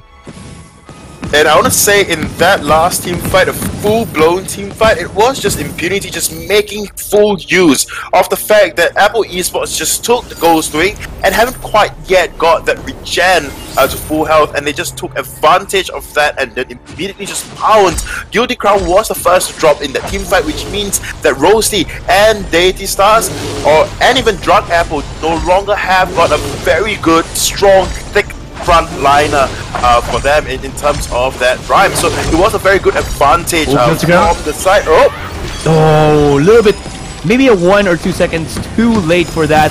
It's gonna be the Ghost Wing, but this could be that counterplay that you're talking about. They don't have that regeneration yet from the Ghost Wing, so now it's their time to shine, going in aggressive. They get themselves quarter already, and they're not looking to stop at all. Trophies though will actually put down his slow and stop them from rotating, from trying to go aggressive. But with this, maybe they can go rotate for the Black Claw. But Impunity are prepared. They put down so many scout camps that, well, there's no shenanigans gonna be happening from Apple eSports to try to take this Black Claw uncontested. Oh, a very sneaky play from Impunity, and at the top lane. Top lane. Oh, there's gonna be a big fight right there. Spin to win. It's Beyblade time for Trophies as he melts everybody in the middle of the fight, gets 2 kills already, and it seems like Apple eSports will try to use Drug Apple as the one true carry. He is on that CP editor, so the range is happening for him. Oh my goodness! He is just going wild here to use on that Shracrum, but get slowed, get stunned with the core collapse, and get down stun. Here comes Roasty Toasty coming in, but he has lost his friends, his teammates, and this is a 3v1. Heliogenesis will actually be going in aggressive onto him. He's gonna dive into their face, but still cannot actually make something happen, and this Black Claw will be literally uncontested. An ace coming out from Impunity. That was a very sneaky play from that Rona and Death2 as well, just staying because of the amount of vision coming out from Impunity that early on. It was so difficult, or rather not even difficult. Apple eSports didn't even know that Rona and Death2 was in that top shot rush, camping for Deity Stars and Drug Apple, and that was how the team fight came about, and that was the ace going over to Impunity. And with that, the Black Claw, and with the range on Kuisi on that Celeste, it will be difficult to even stop this push coming out. Let's see what Apple eSports can do. Can they make the miracle plays that we saw in one particular team fight that we almost thought that they will win that game, or it was almost comeback at least. Yeah, Ringo Vox as well as this Idris, all helping each other to batter down onto the Black Claw. Ooh, Court of Wall actually able to pull in this Vox and putting him to dangerously low HP, but they clear out that Black Claw before it did some serious damage into the base of Apple Esports. But at the same time, because that tier 3 turret is quite low, this is going to be an easy dive for Impunity here to finish off. They still haven't taken any of these armories, so there's still that possibility, a little bit of the shining hope here for Apple Esports to maybe still net a win. Rosamitosi spotting out the 1, the Alpha. Does she have anybody to dash away from? Looks like that's going to be a no, but her generation is crazy good. Or defense is crazy good. Solar Storm connecting onto 2. And did they actually overcommit in that one? Truffy's will be going in by himself. Telfire baited out to use a gauntlet. And if they see that actually coming out, maybe they have a chance to go aggressive once again. Although he has an Echo, so he can use it for a second time. And this might be a good spot for them. Valkyrie was dropped, as well as the ultimate from Blue City. He was able to block out. Nice micromanagement coming in from him. They already taken down Court of War, but nobody has been shut down from Apple Esports. Trophies will try to follow up on that Solar Storm, hoping to follow up the damage that was dealt by Queasy, but maybe not gonna be enough. Alpha, though, is just a behemoth, is just a total badass in this game, as she just keeps on bumping, popping into the middle of the fight and making so much happen for Impunity. But because they try to go in one after the other, a little bit of miscommunications from the looks of it, well, Impunity will lose quite a bit of their members and maybe even give a Ghost Swing to the side. Oh my god, to the side of Apple Esports, and he was able to dodge that by an inch, I think. The Solar Storm, rather.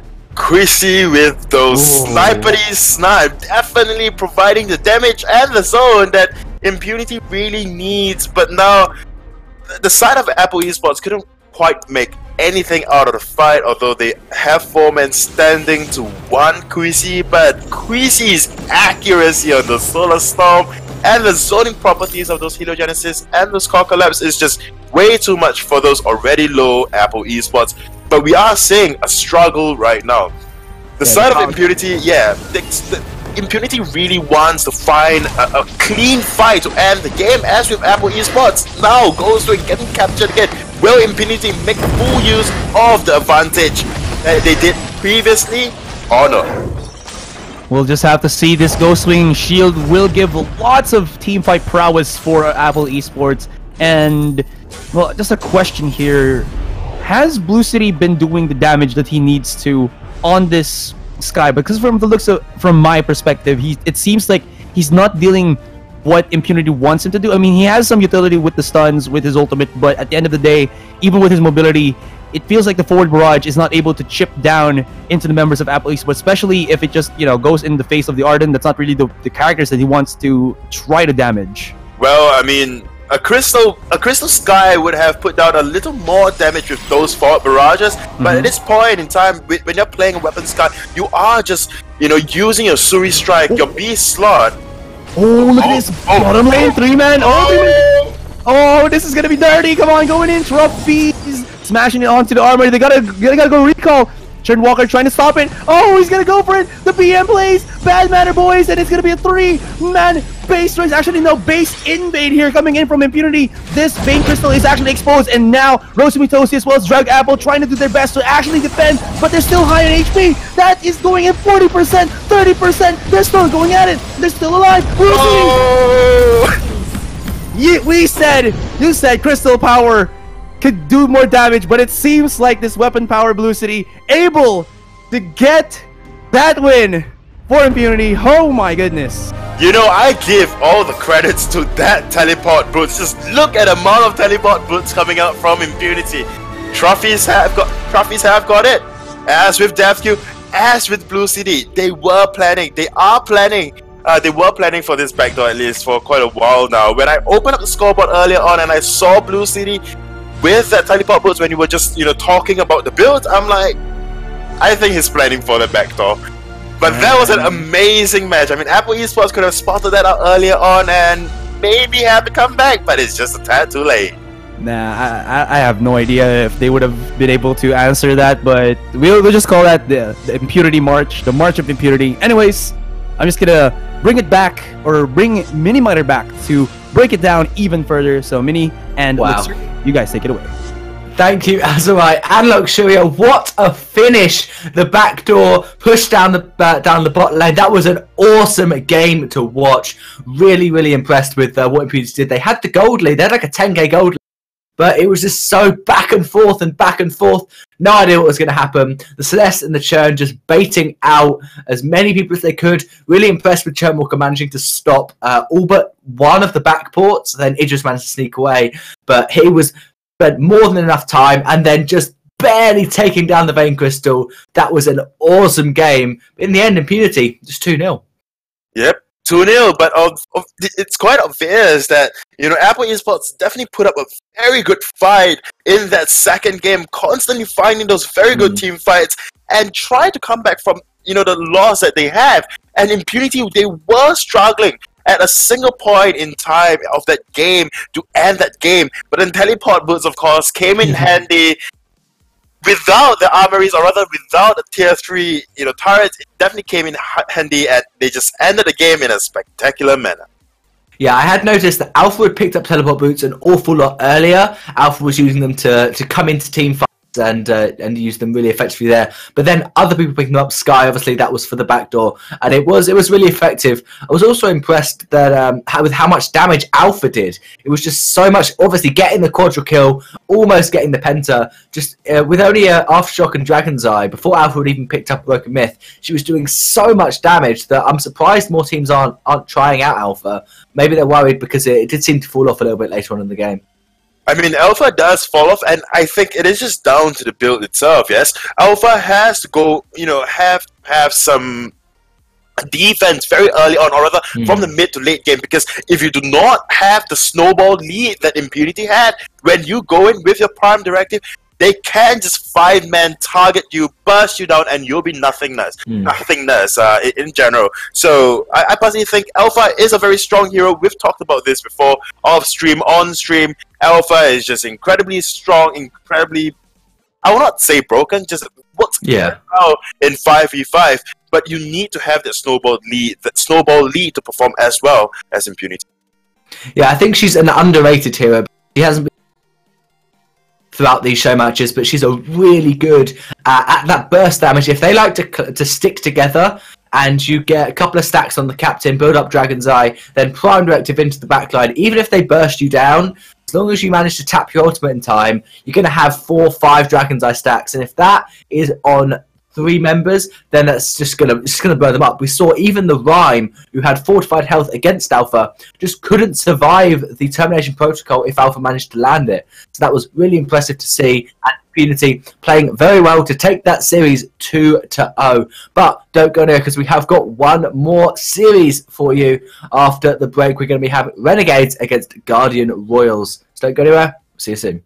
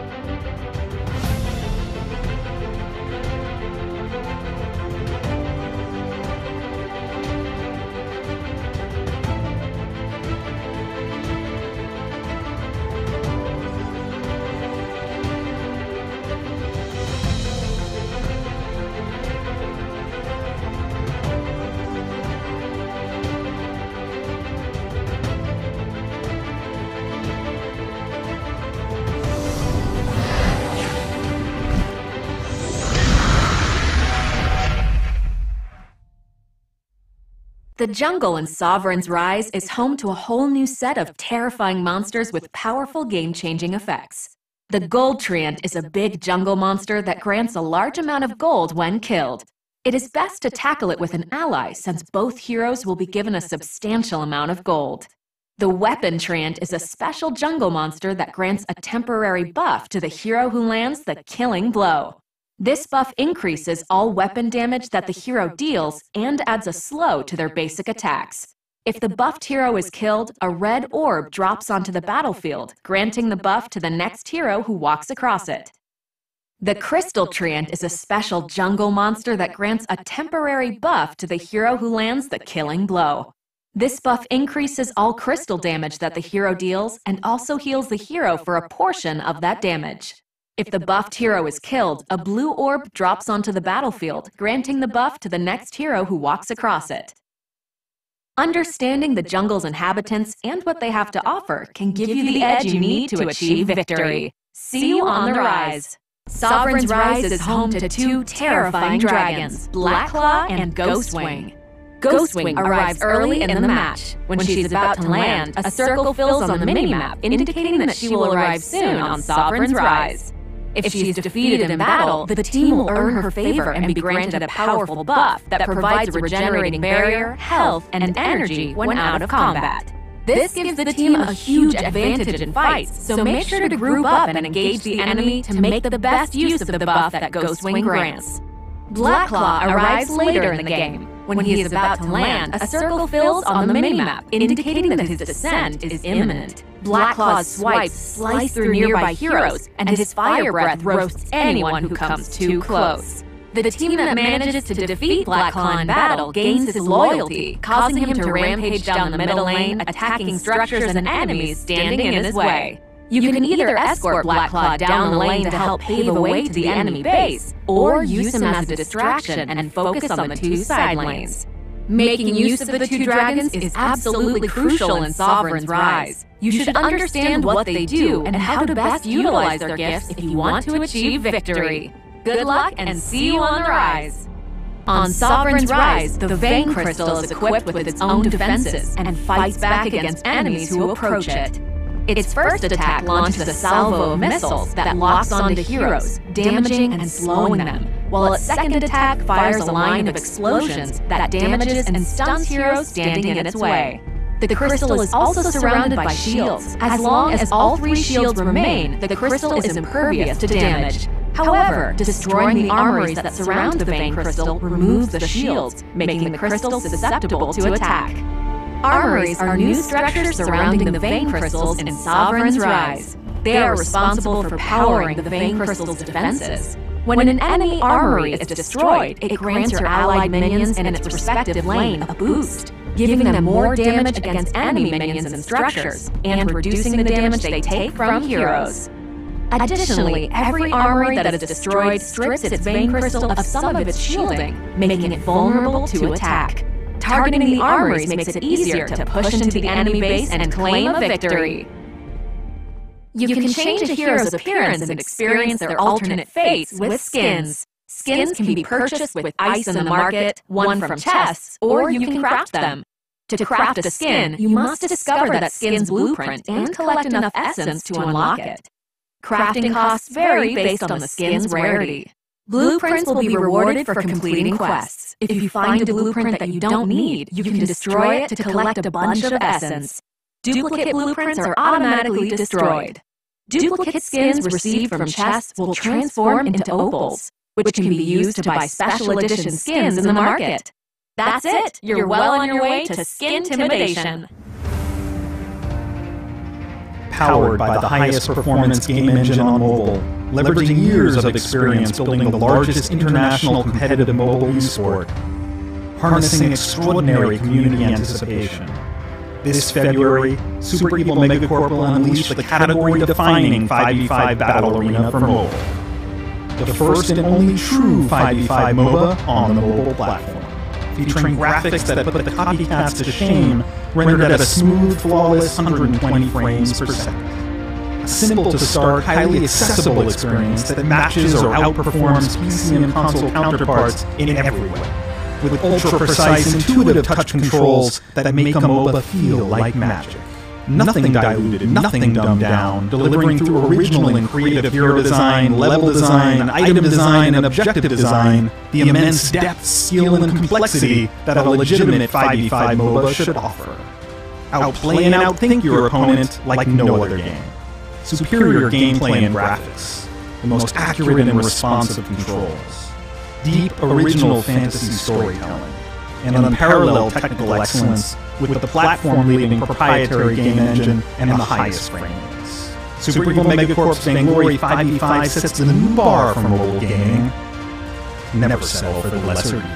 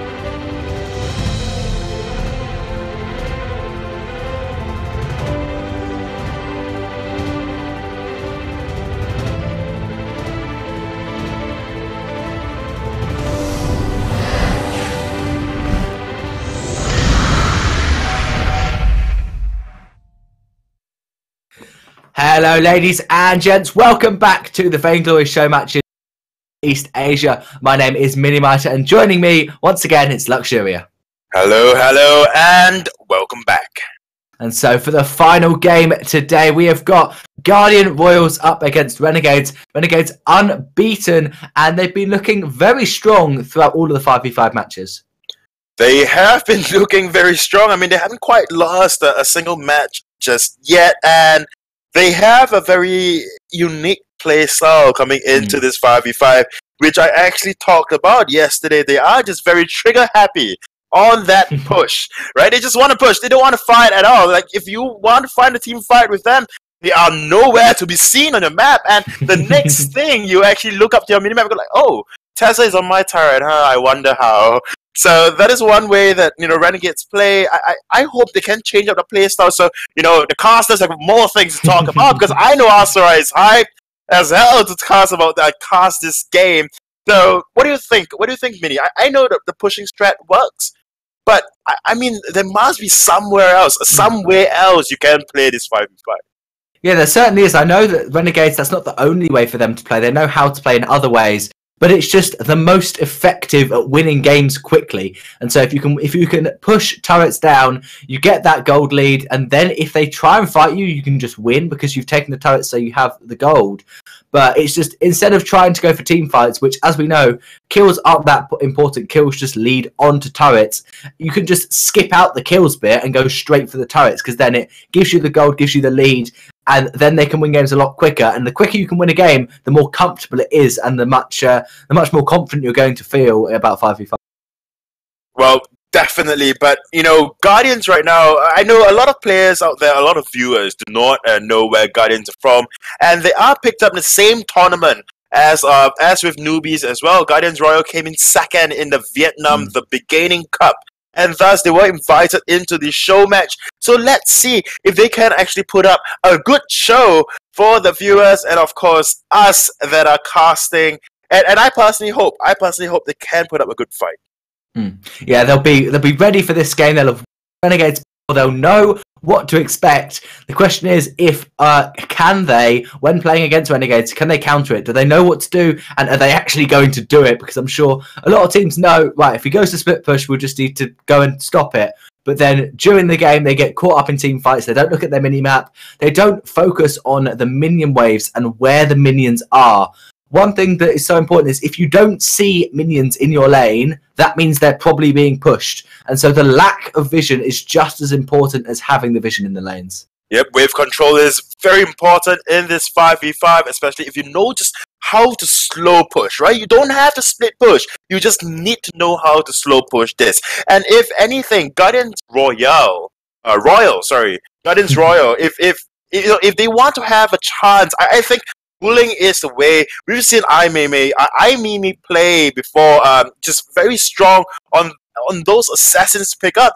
But we saw as well in 5v5 Assassins just not work quite as well unless you're talking about Koshka, which will be on Chingy.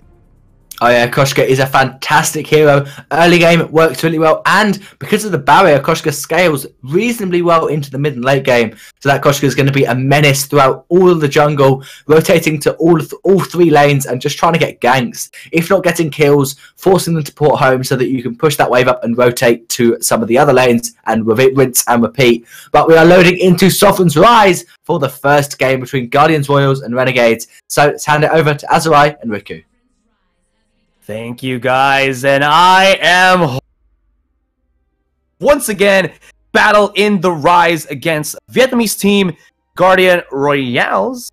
Yes, Royals, and I'm just curious to see if Renegades will still go for that play style or that standard play style of them wanting to just keep on the pressure rolling, always go for the invades, and seems like they're starting off with a little bit of the scout camps, and Guardian Royals on the other side will just be going for a 5-man vision wall. Exactly, same as Azurai, super duper hyped. And one thing that caught my attention, I believe yesterday there was a Lorelei pick, and this time around for our last matchup, Spaghetti on the Lorelei, we've talked about how much space has been created and some certain denial of chases because of the splashdown cover. Lorelei, but hold that thought, SNK almost steals the buff, but good thing we've got Ligu and Sweet Cassidy here on the Samuel, just guarding it well at this point. And they're doing the buddy system, of course, just to secure all these buffs for themselves, making sure that nothing gets stolen. And at this point, well, we've seen a couple of early games where, you know, buffs are getting stolen, mainly because they're very confident on the vision and they think that's enough. But look at that, there's 2 people there. We'll see. Grumpjaw versus Akoshka, not a matchup you see every day, and not a matchup you'll be able to see that much as well in this 5v5. I think it's going to be, what, the first or second time we're going to be seeing a Grumpjaw in the Rise, and I'm really curious as to how he's going to be able to contribute for Guardian Royals if they want to beat up against Renegades. Bottom lane, though, there's going to be a little bit of a fight here, and Kermon trying to at least micro, already use his flash, so he's going to be in a very tight situation. He does lose. There's just too much in-your-face potential coming out from Renegades, and Imimi actually able to make something happen here. Goes in with the bounce, one more attack. Ooh, nice use the Vanguard. SNK slams it back down to his face, and Imimi will be surviving. SNK isn't going to check that face brush, maybe to get a second kill, but never mind. That is very interesting on how you force the Ozo to turn back, but because, you know, Chingy, hold that thought, they're jumping onto Ligu. Ligu had to just charge away. Could have been in a much grimmer situation there, but he does live by the skin of his teeth, has already used his flash, so they can actually go aggressive if they want to. Chingy, even with the slow HP, can maybe make something happen because of how the Koshka is just that crazy fast. Imimi, though, will be rotating top lane and put maybe a kill onto Tezaboy. He's got to be careful. He could jump at him at any time. He goes in. Tezaboy does have the flash, and Imimi went in a bit too over-aggressive, got the great bait made onto himself, but looking more into the top lane, it seems like Immortal Warrior will at least close it out with a 1-1. 1-for-1 exchange indeed. Great switcheroo with the lanes. Ozo decided to go back at top instead so that maybe perhaps these low health targets will be, you know, eliminated. And because of Ozo's mobility, hold on, there's Aeon 222. He knew that there was no more flask or the Baron, so Aeon had so much faith in himself with that amount of HP to close it out. And even though there was looking to be that last turret shot to shut him down, he's still all fine. And Dan, the Immortal Warrior, will be trying to at least get that revenge kill. But Baron did lose quite a bit of CS, and because that wave is actually on the turret, it'll push back into the side of the Rona. Exactly, bottom lane turret, because they lost a person down below. It's actually the captain minion, but another action here in the mid side of the map. Okay, it's gonna be Chingy looking to be aggressive, looking to dive onto Sweet Cassidy, but with this being a Samuel, he does have at least that sustain to keep himself quite okay in the mid. It's action non-stop for game number 1 between these two teams. And the most interesting part is that Renegades really knows their spikes, really knows how much damage they could deal. That's why they're very unhesitant whenever they do these types of dives, and they're just jumping in and then landing in the hurt. Ligu, they're dodging and they're actually balancing out turret hits, and that's the amazing thing. Chingy will fall, actually taking one down before he falls. And what is actually Chingy's items? They're only having this chronograph and eclipse prism, and he still shuts down the power of the Koshka in the early game, just shining through there, as you can see. And Aeon, not sure if he actually was able to get the heal treant there, but he has quite a bit amount of HP. Cremont is at least up in terms of the level, so maybe he can make some damage here against Aeon. But mid lane wise, we're gonna switch it up quickly because Imimi is just that proactive, jumping back into the face of Spaghetti, forcing him out to use the shield on the flash as well as the Vanguard of SNK. But at the same time, Mortal Warrior will be diving in with Disgrace, gets the stun connection onto SNK. SNK is a captain, he's a tank, he's gonna be able to get away from that one, but still Spaghetti forced to port back. It's actually pretty interesting how, you know, with the Ozo in your face, jumping around, he's a monkey, and it just makes things harder for Lorelei to just add that, you know, splash down fish food on towards the stun. And Chingy might be in deep trouble here as he dives into 3 people. He might be, but again, like I said, this is just Koshka speed showing its worth, that if you don't have that disable potential against him, you're going to be put in a very sticky situation as you try to chase him down. And that is what RNG is trying to do as they try to go into that small alleyway. That's where they try to drop in on the pain. Spaghetti follows up with the Lorelei and just tries to get maybe the kills. Sweet Cassidy back into the mid. I think he rotated a little bit to the bottom lane, but now he wants to keep this wave at least in the mid lane. Not wanting to take this turret even lower than it already is. Good wave clear for sides. We see Chingy, the ever-brave Chingy, already onto the jungle side of the map, knowing that a lot of resources are invested at the Ghostwing River side. They are aware of this, but we'll see what kind of rotations as they coincide here on mid. They should be spotted out here by the scout camp. Chingy does have his ultimate connecting onto Sweet Cassidy, but it gets denied, I think, as he was stunned by Mortal Warrior. Oblivion came right after that and zones out RNG for the meantime. Chingy, I mean, this guy is known as the OG Koshka player, so he can really play well on this hero. And you can see he's been surviving with just a sliver of HP, but let's not look at that anymore because Aeon is in the fight of his life. 2v1 right here, dealing good chunks of damage onto Imimi with about how many HP was that? I think like 1 HP left on this guy. He still survives, and Cremont will get that last hit.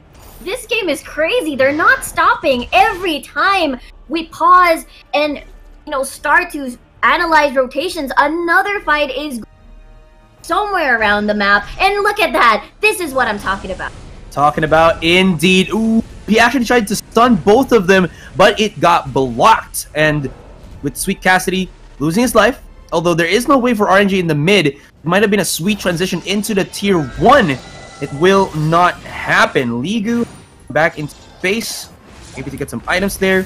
Chingy's very low into the bottom lane, but they still find the Ozo and they take him out. Exactly, and this is what Luxuria has pointed out. It's fine. You are slow pushing. You don't have to be forcing out, get a kill, get a turret, and as long as you manage to damage it well. And as you can see, that's mid-tier going down, plus bot lane as well. Actually, mid-tier 1 just went down just now. Chingy might fall from this. Let's see if the mobility is going to be enough, as that is two members rather. Flare getting set here and there, but there's the Vanguard coming from the Ardan there. SNK saved the day. Beautiful, and because of that, that gave a little bit of the overextension for Guardian Royales, giving a little bit of opening here, maybe the ballsy plays for Aeon, but he did not expect that every single member, except for the Grumpjaw, will actually rotate to the bottom lane. And with SNK and Chingy very low in HP, this could be the possibility of the tower dive. Let's go, baby, let's go! They keep going aggressive. Chingy goes down, intervention will keep Imimi alive, and SNK will not be aggressed upon, but Chingy has been shut down, and this could be a transition into the bottom tier 1. Yes, sirree, and that would put more control. They trade objectives. Top lane tier 1 getting taken down by Tezaboy. He will continue to farm the top side of the jungle as that's a 4-man squad at the bot side of the map. They're going to secure vision here. I'm pretty sure they still respect the damage and how early the death timers are. So they're not going to be taking Death Wing. They're not going to transition a turret to a Ghost Wing rather. And at this point, you can see that they're just gonna be playing safe as they're satisfied with what they've taken as of this point. And well, again, Luxeria did say this. Kills do not matter as much, 7 to 8, but you can see the gold is really spiking up for RNG here, or Renegades rather, as they've taken out, I believe, the mid tier 1 and actually all tier 1 turrets are down. So this is, gold had to for Renegades, as well as more control around the map because they've lost a part of that territory because of losing those tier 1s. Simultaneously in the top lane, Chingy, with the help from I believe Tezaboy with the Ringo, shuts it down. Oh, they deny the use onto the gauntlet though. Baron connecting, but they are still pretty tanky here. Still, they're trying to push them back. Imimi will go going aggressive, just rumping it down with the Ozo, gets the kill onto the Rona. And Tezaboy will be joining in onto the fight. He spots out Sweet Cassidy here, and SNK will try to micromanage a little bit, baiting him in. Uses the Drifting Dart, but look at how Tezaboy just destroys him in a couple of seconds. 400 per hit, 2,000 damage after 3 to 4 hits, and he is going a little bit too wild here. Tezaboy, though, as 4 members of Guardian Royales rotate to that river, he has the good damage. It still won't matter. He gets overwhelmed.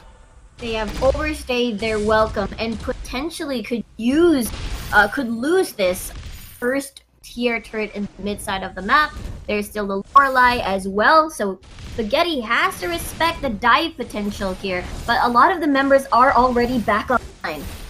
Back online and trying to help Spaghetti calm the storm that is Guardian Royales. Even though there is that goal lead for RNG, Guardian Royales aren't being pushed back. They're trying to make as many advantages as possible. You have your Koshka, we have our Ozo. He's going to be diving in and keeping, or rather making some openings for us, and then we'll follow through. If Grumpjaw finds a target as well, he'll just swallow you whole and then make it to 45 or a pick-off that is going to be more in favor for Guardian Royales. 2 hotspots here, flip pushing Ringo plus the Ghost Wing. Renegades really doing the very smart objective taking, and there is no response whatsoever. Normally you want to trade it with that. It was a 4v5 and they did not have the correct vision, and Imimi might be a little bit of trouble here. Trouble actually happened before Imimi. Gremont was the first man down in that bottom lane.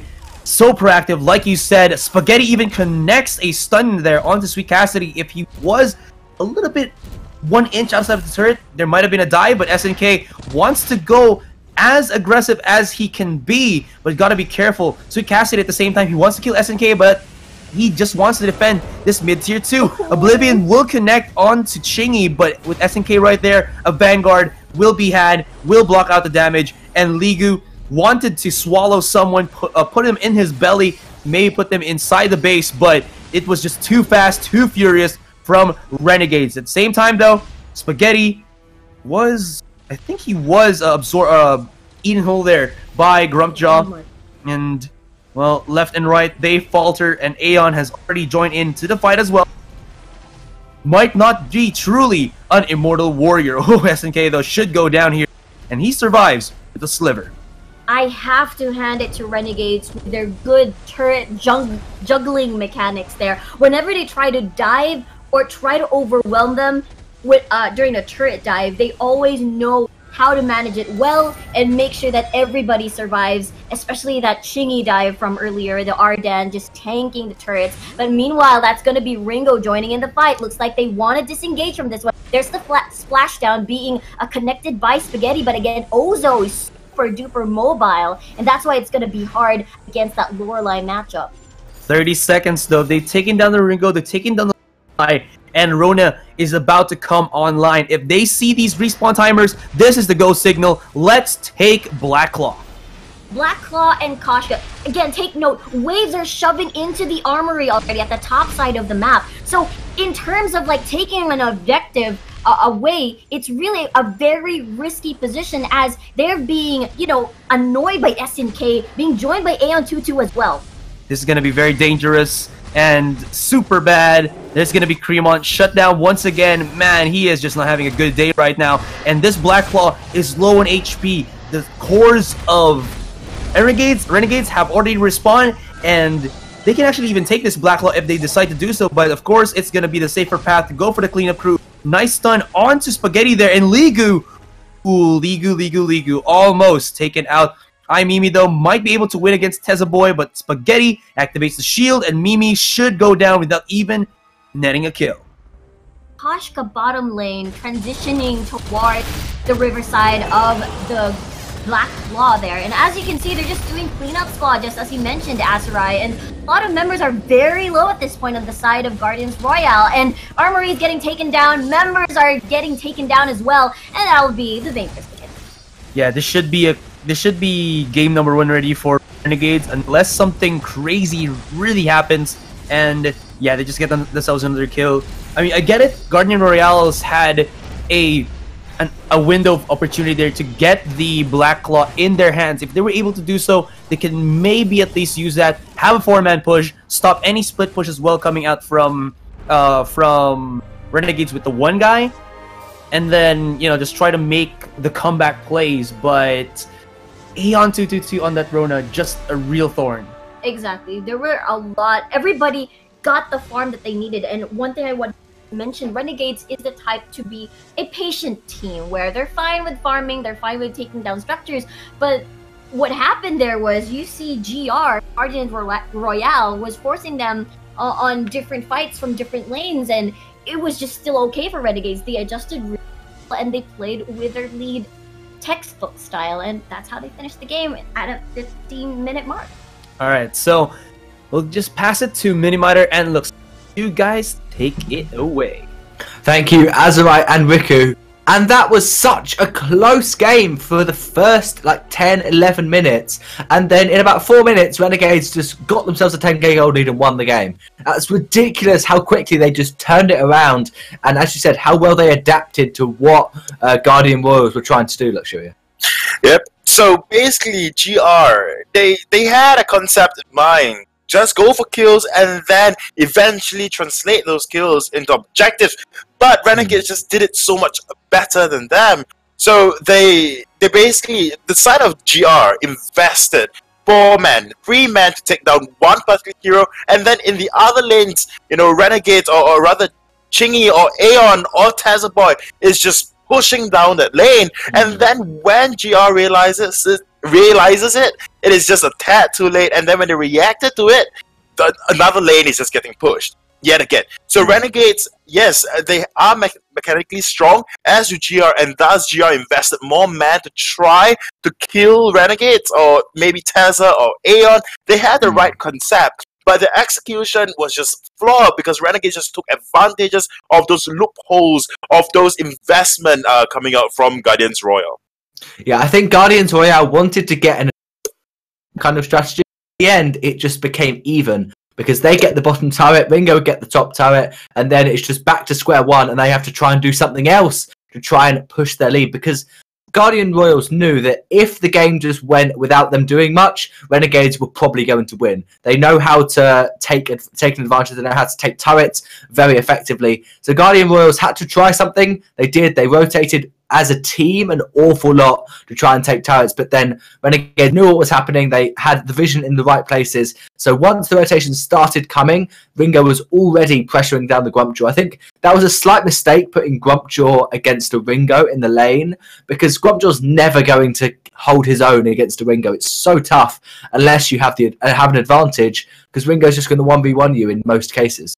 It is very, very difficult, and even in that final team fight, or rather the 2 team fights before the last one, It was just Chingy separated from the entirety of Renegades, went into the bot lane, tried to take down the bot lane turret, forcing Samuel to react to that, and then it's just down to a 4v4. But because of how fat Renegades is, and because of Rona, just Rona jumping into the fray, I don't even call it a cleanup squad anymore. It's almost like a vacuum cleaner, just sucking everything in, cleaning everything, just sparkling clean.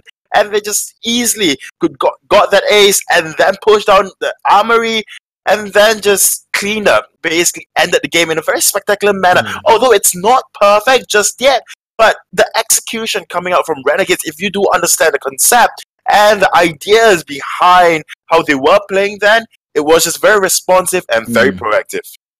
Yeah, Renegades go with the idea of it's best to be the first player there. If you're pushing, if you're defending, no matter what it is, if you're taking a dragon, it is best for you to be the ones initiating it and get there first, so that in the time it takes them to either port home and run to the turret or use their teleport boots, then you'll already be in a better position and you've forced them to not be where they want to be. And so, as you said, when Chingy was pushing bot lane, that was much quicker than the time it took Samuel to port home, buy some items, and run out of base. So that is really, it just gives them basically free time, which they can use in whatever way they want, getting damage on the turrets, or pushing another lane, or maybe even just taking a team fight, because the rest of the enemy team is just like, wait, who's meant to go back? What are we doing? Are you porting or am I porting? And then a bit of confusion makes it a lot easier for the Rona, as you said, to just clean up. Yep, it may seem very, very even, but at the end of it all, I want to say that Renegades really have got all the ideas and concepts right, and they were much more mechanically strong. Mechanically, I mean micros and both macros as well. Their playstyle was just, they weren't reactive, right? So if they come to gank, like say Chingy in the lane, Chingy deals with it. Alright, and then move on afterwards, tell the top lane, it's basically communicated very, very well, told the top lane to just hard push it down, and then take the top lane turret, and then from that, respond to the gank when SNK just rotated down. So the rotations coming out from Renegades were very clean as compared to, say, Guardians Royale. Guardians Royale, they were rotating a lot, in like 3s, in like 4s, but to just get down, to just kill one player, I don't think that's quite worth it. Yeah, because what Renegades were doing is they were calling out all rotations. The enemy laner rotating down from mid towards bot, the mid laner calls that out, and then once the bot laner realizes, okay, 3 or 4 of them are coming towards me, they just say, I'm going to buy time, and that's all they do. They just stand under their turret and wait as long as possible, so that they've come as 4. They're not going to just leave you. They're going to want to try and get a kill or get the turret. So then you just wait as long as you can, so that you spend as much of their time down in the bot lane. Then that gives you free time in the top lane or in the mid lane to push. So that is something else to look to in this game, is when someone's out of position and they've got a man disadvantage, just look at them and see if they're fighting a fight or if they're just trying to survive as long as possible. But we are into the final game of today. Guardian Royals, can they take a game off Renegades? Azura and Miku, take it away. Thank you so much for that introduction. Once again, game number 2 has commenced, and something that I've also kind of noticed, that these teams who have this high percentage chance of winning games in our 5v5 show match series, is that they have a real affinity to making good use of the journey boots. Because I was talking with one of my with a friend of mine yesterday, and he was saying that journey boots might not be such a good item because it's really expensive, but coming to the late game when rotations is quite needed and you can actually just pop a scout camp and then be able to teleport to that area, it seems like a very useful thing to be able to defend against maybe, the base race that happened, or the base invade that happened by Impunity, and so on and so forth. Exactly, and you can also utilize it to bait a single member to respond to your split push, and then use a teleport immediately, and then you instantly make it into a 5v4, and that's the buff with a SNK with a kissy emote. Now, as you can see, they're moving towards at the top side of the jungle as well, hoping to find a steal, hoping to find to annoy them as much as they can with the pokes. SNK, super painful. Spaghetti on this Ringo in this game this time around, and Rona at the top side of the map, Aeon 222. So again, it's the the squad where we're gonna annoy you at this point, probably try to screw up your rotation, your early game rotations, and Me will bump into the Rona. We'll see what he's gonna do instead. He's gonna have to get this last hit on that Treant because it's gonna be very deadly if Rona gets it. But he succeeds, so he should have a little bit of the upside. Already hits level 2, and Aeon might be in a very, very bad spot. Does he have the flash? Never mind. Impunity wins that with the level advantage, as well as the healing Treant giving him that extra HP. Indeed, he had to commit as she's already deep into the jungle and probably hope she could win the duel. And here we go. So Cassidy is dueling with Spaghetti, but is that a great bait, mate? Yes, indeed. And the bait worked. SNK managed to save the day. Wow. Okay. I was actually, my brain was processing that, and then it said it primed. So, all right. So back into the match, going back into the game. Immortal Warrior does the love tap on Spaghetti there, does connect the stun, but nobody to follow up. It's not going to be a kill. SNK into the sidelines will just try to force them out with the power of this range adagios. Obviously, you know, 2 melee heroes against a range, they'll take quite a bit of free damage from this adagio, but with Sweet Cassidy actually rotating there, we should be fine. There's so many problematic heroes at the early phases of the game in Renegades' composition. There's the Saw that already has beaten down the bottom lane turret. There's the Koshka always in your face. There's the that is going to be problematic later on towards the game. And Ringo as well with his immense range and harass. So everything is just problematic for Guardian Royale at the early state. And let's see what kind of adjustments they will do at this point, as they're practically all over the place, especially Saw and Adagio not leaving the bot side of the map. So the hotspot is definitely in the bottom lane, and they've only sent Idris and Catherine there to respond to that. And especially that you have a glaive on your side, you really want to try to take advantage of the early game picks, but because of how aggressive Renegades is just pushing on with their lead, it's just really hard for them to find the opportunities to make their, composition work at this point. I remember started casting Vainglory, that 3v3 rotated, again, this is gonna be me sounding like a broken 3v3 rotated onto the fact that you want to go counterpick your opponents, right? But in 5v5, it kind of goes the same way, but at the same time, there's compositions that kind of sprout out now. And I've seen that Guardian Royales had a good composition in the early game, or in the game number 1, because they had something that can deal with Chingy's Koshka, and that was the Ozo played by Impunity. But now that they weren't able to pick that up, I think they're starting to lose momentum here. And at the same time, Renegades did not pick up the Ardents, so that might have been a counter pick that Guardian Royales could have picked up, so that they can use the Vanguard to keep their squishies alive with the shield, and to just maybe counter aggress onto Renegades. But right now it's just a steamroll type of game for RNG. Yeah, they're very satisfied with taking structures down at this point, and even though they're not getting killed at the moment, it's fine. River Shops has arrived, so that just puts or gives more momentum to the split pushers, as they really don't have to go back home unless they're low. All they have to do is visit the shop, and at that point, Me is just gonna back away and respect the damage coming from the Saw, combined with the buff of SNK.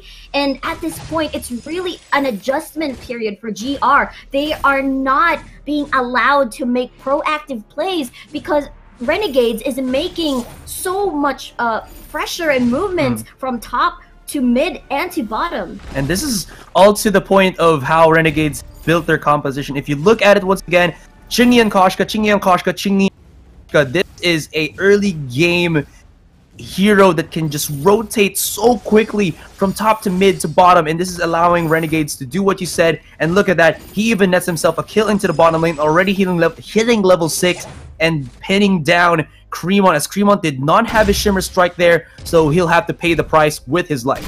But look at mid lane though, we'll see if the pick potential is gonna work. Spaghetti able to block it out, Chingy joining into the fight, leaps, and that Porcupine Mortar will hit nothing but dust into the ground, and maybe a little bit of the creeps right there.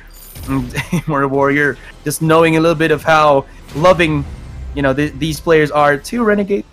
Spaghetti though putting quite damage onto Sweet Cassidy. But this mid-tier 1 is hella super low. Here comes Chingy diving in. Catherine almost saving his comrade. Actually, will be able to, but SNK finishing it off with an auto attack. And I thought Chingy would have gone down, but he had the shield. He knew how deep he had to go in. And Immortal Warrior would just try to do the best he can to maybe get Spaghetti here, but the heals from SNK will come out and keep him alive. Ooh, he's burning. He's a burning. Oh, he survives and ports back to base. So, one thing about the composition of Renegade, taking advantage of range, and once they're very low on the GR side, you send the Cat, you send Koshka, you send Chingy to be the cleanup, to be the kill patrol. So he's just rotating from top to bottom. Who's low? Okay, someone's low over there. I'm gonna dive in. I'm gonna be okay. I have mobility. I'm gonna be fine. So because of that play style, it just sends a lot of chaos for GR to, okay, where is, you know, Koshka gonna strike this time? And this is where vision is important, because they've been getting tower dove time and time again, and also they have to deal with the saw that was split pushing earlier, when with SNK's, you know, rotation of heals and siege with the assistance of, you know, the carries, it's just plain, you know, I can't imagine what, you know, the captain of GR is thinking right now. Like, what are we gonna do? This is pretty overwhelming at this point. Overwhelming at this point indeed. 8 minutes into the game, and Rona has bought up her Serpent's Mask. So this is already one player primed and ready to go for that split push. The second one, Renegades, like you said, will be Teza Boy on this saw, and he's actually already done the damage. Bottom tier 1, bottom tier 2 has already left the game, and he is already working out to this tier 3, even maybe, hopefully, to get that armory. And like you said, a Guardian Rails right now is like a headless chicken trying to just go back and forth, not knowing how to counter this out. Damage. Cremont does have the ultimate right now, so he can use it if ever he does go into a dangerous situation, but at the same time, well, this is not the only thing that's happening in the map. There's still the mid as well as top lane in danger of being bombarded once again by Renegades. A fight breaks out into the bottom. SNK is very low. Tezaboy activates the heal, gets blown apart by Mimi there, but I mean, kills can only go so far, and this is 4-man stack by Guardian Reals. They have to make sure that once they get the skill, they get something out of it, because as you can see, waves are shoved in the favor of Renegades, so they managed to hit that afterward onto SNK. Will this translate into a Ghost Wing? Will they want to dive in? Chakram, is it there? No, it won't find its target. Kissy emote, so instead they're going to be satisfied with a healing Treant, with Chingy already diving into Cremont. Arch, what is happening here? And even though they might have actually dove onto SNK, still had the possibility of using the Verse of Judgment. So that could have been the ultimate debate there. And oh, look at that. Mimi could have actually even gone down as well. Rotations from Sid Cassidy, but he's just a little bit too late to the party. So this Baron cannot make that explosive damage. And looking into the top lane, Aeon beating down the heck out of Rhyme. He goes down. This means that this top tier 2 needs someone to defend it, or it's gonna be the fishes for this lane.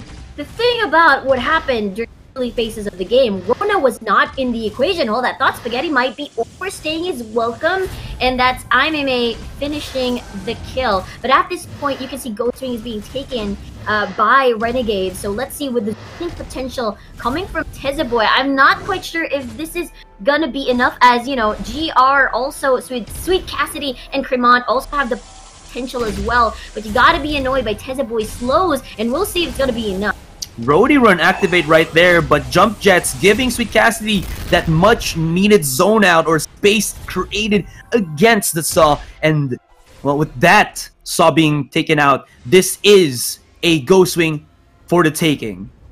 Looks like GR has gained a good foothold, but just a moment as we see Chingy satisfied to let the Catherine walk away safely. Hold that thought, maybe I'd get a buff before I get a kill. Look at that swaggity move. Chingy's so confident with plays here, and very micro heavy this Koshka is, and you can see how they almost managed to secure a kill. But at this point, waves are patiently being shoved slowly but surely Aeon to top side of the map, but looks like they're lingering around the mid side as they secure a kill onto Idris. Idris indeed.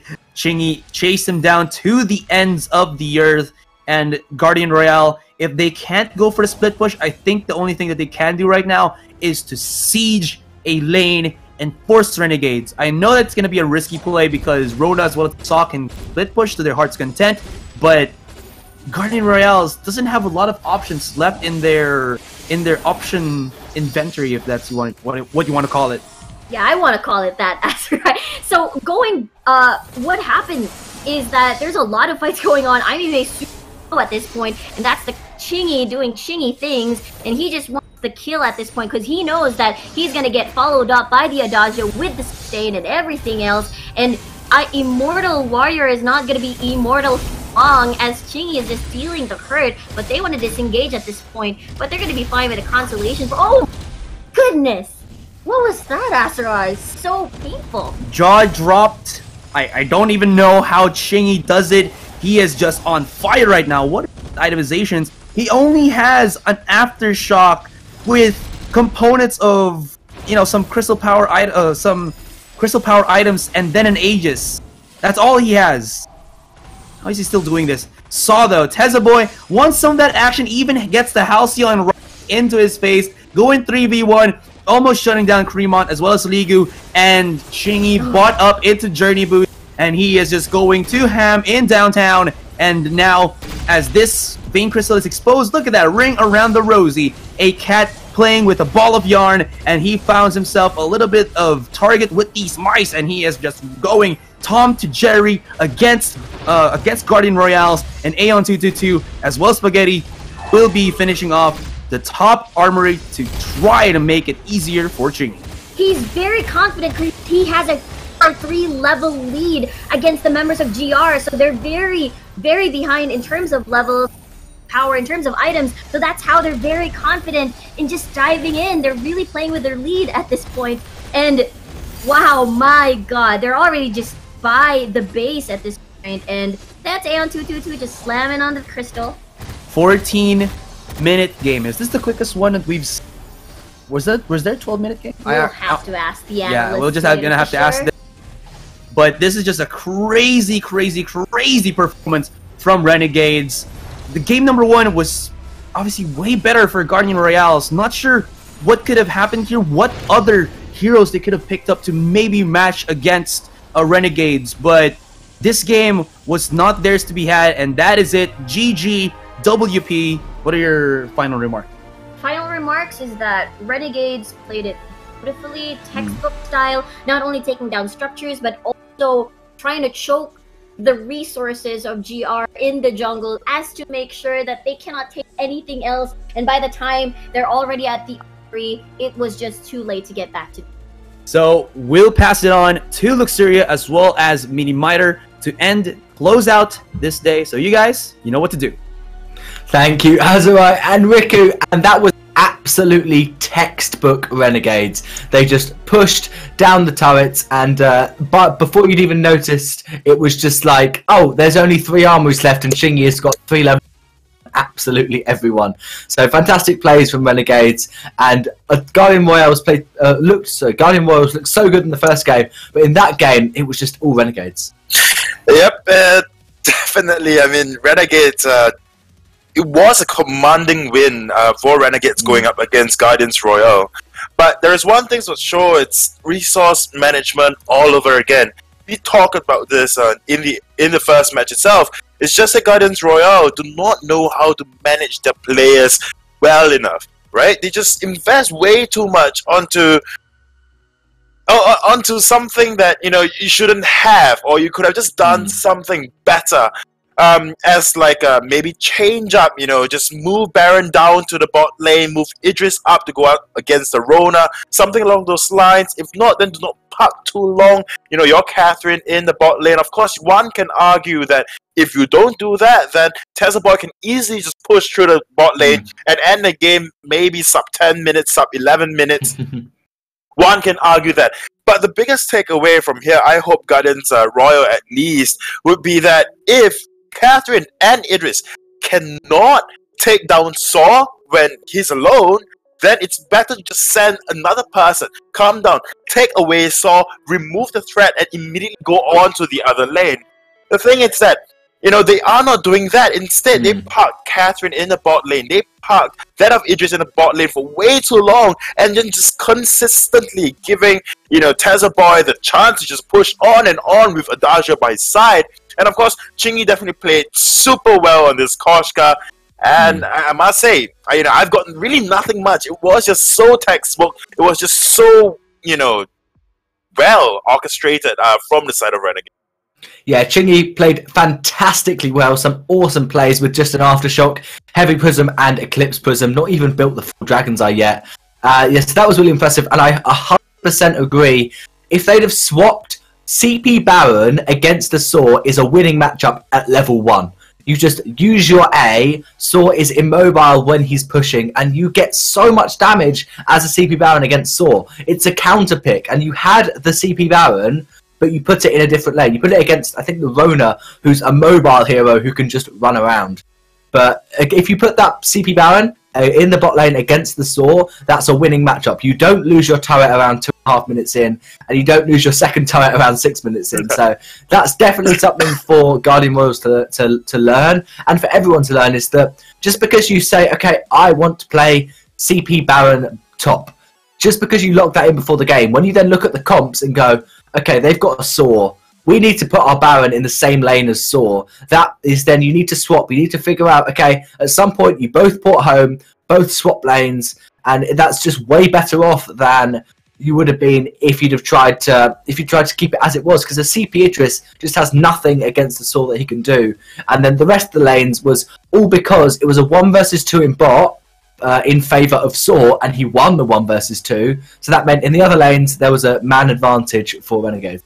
Yep, so resource management is the big thing here, and Guardians Royal, I want to say that you know, they know what they're doing, but it's just the management of these resources. You know, players put where, at when, it's very important, and maybe they can take a thing or two away from Renegades. Renegades, with the management, is just so good with their communication, and top of that, as well as how they rotate, their macro management is just off the charts. They are just top of the table right now in terms of just knowing where to move at what time and when to move. As well, we saw, you know, Adagio just consistently going to support that of Saw in the bottom lane.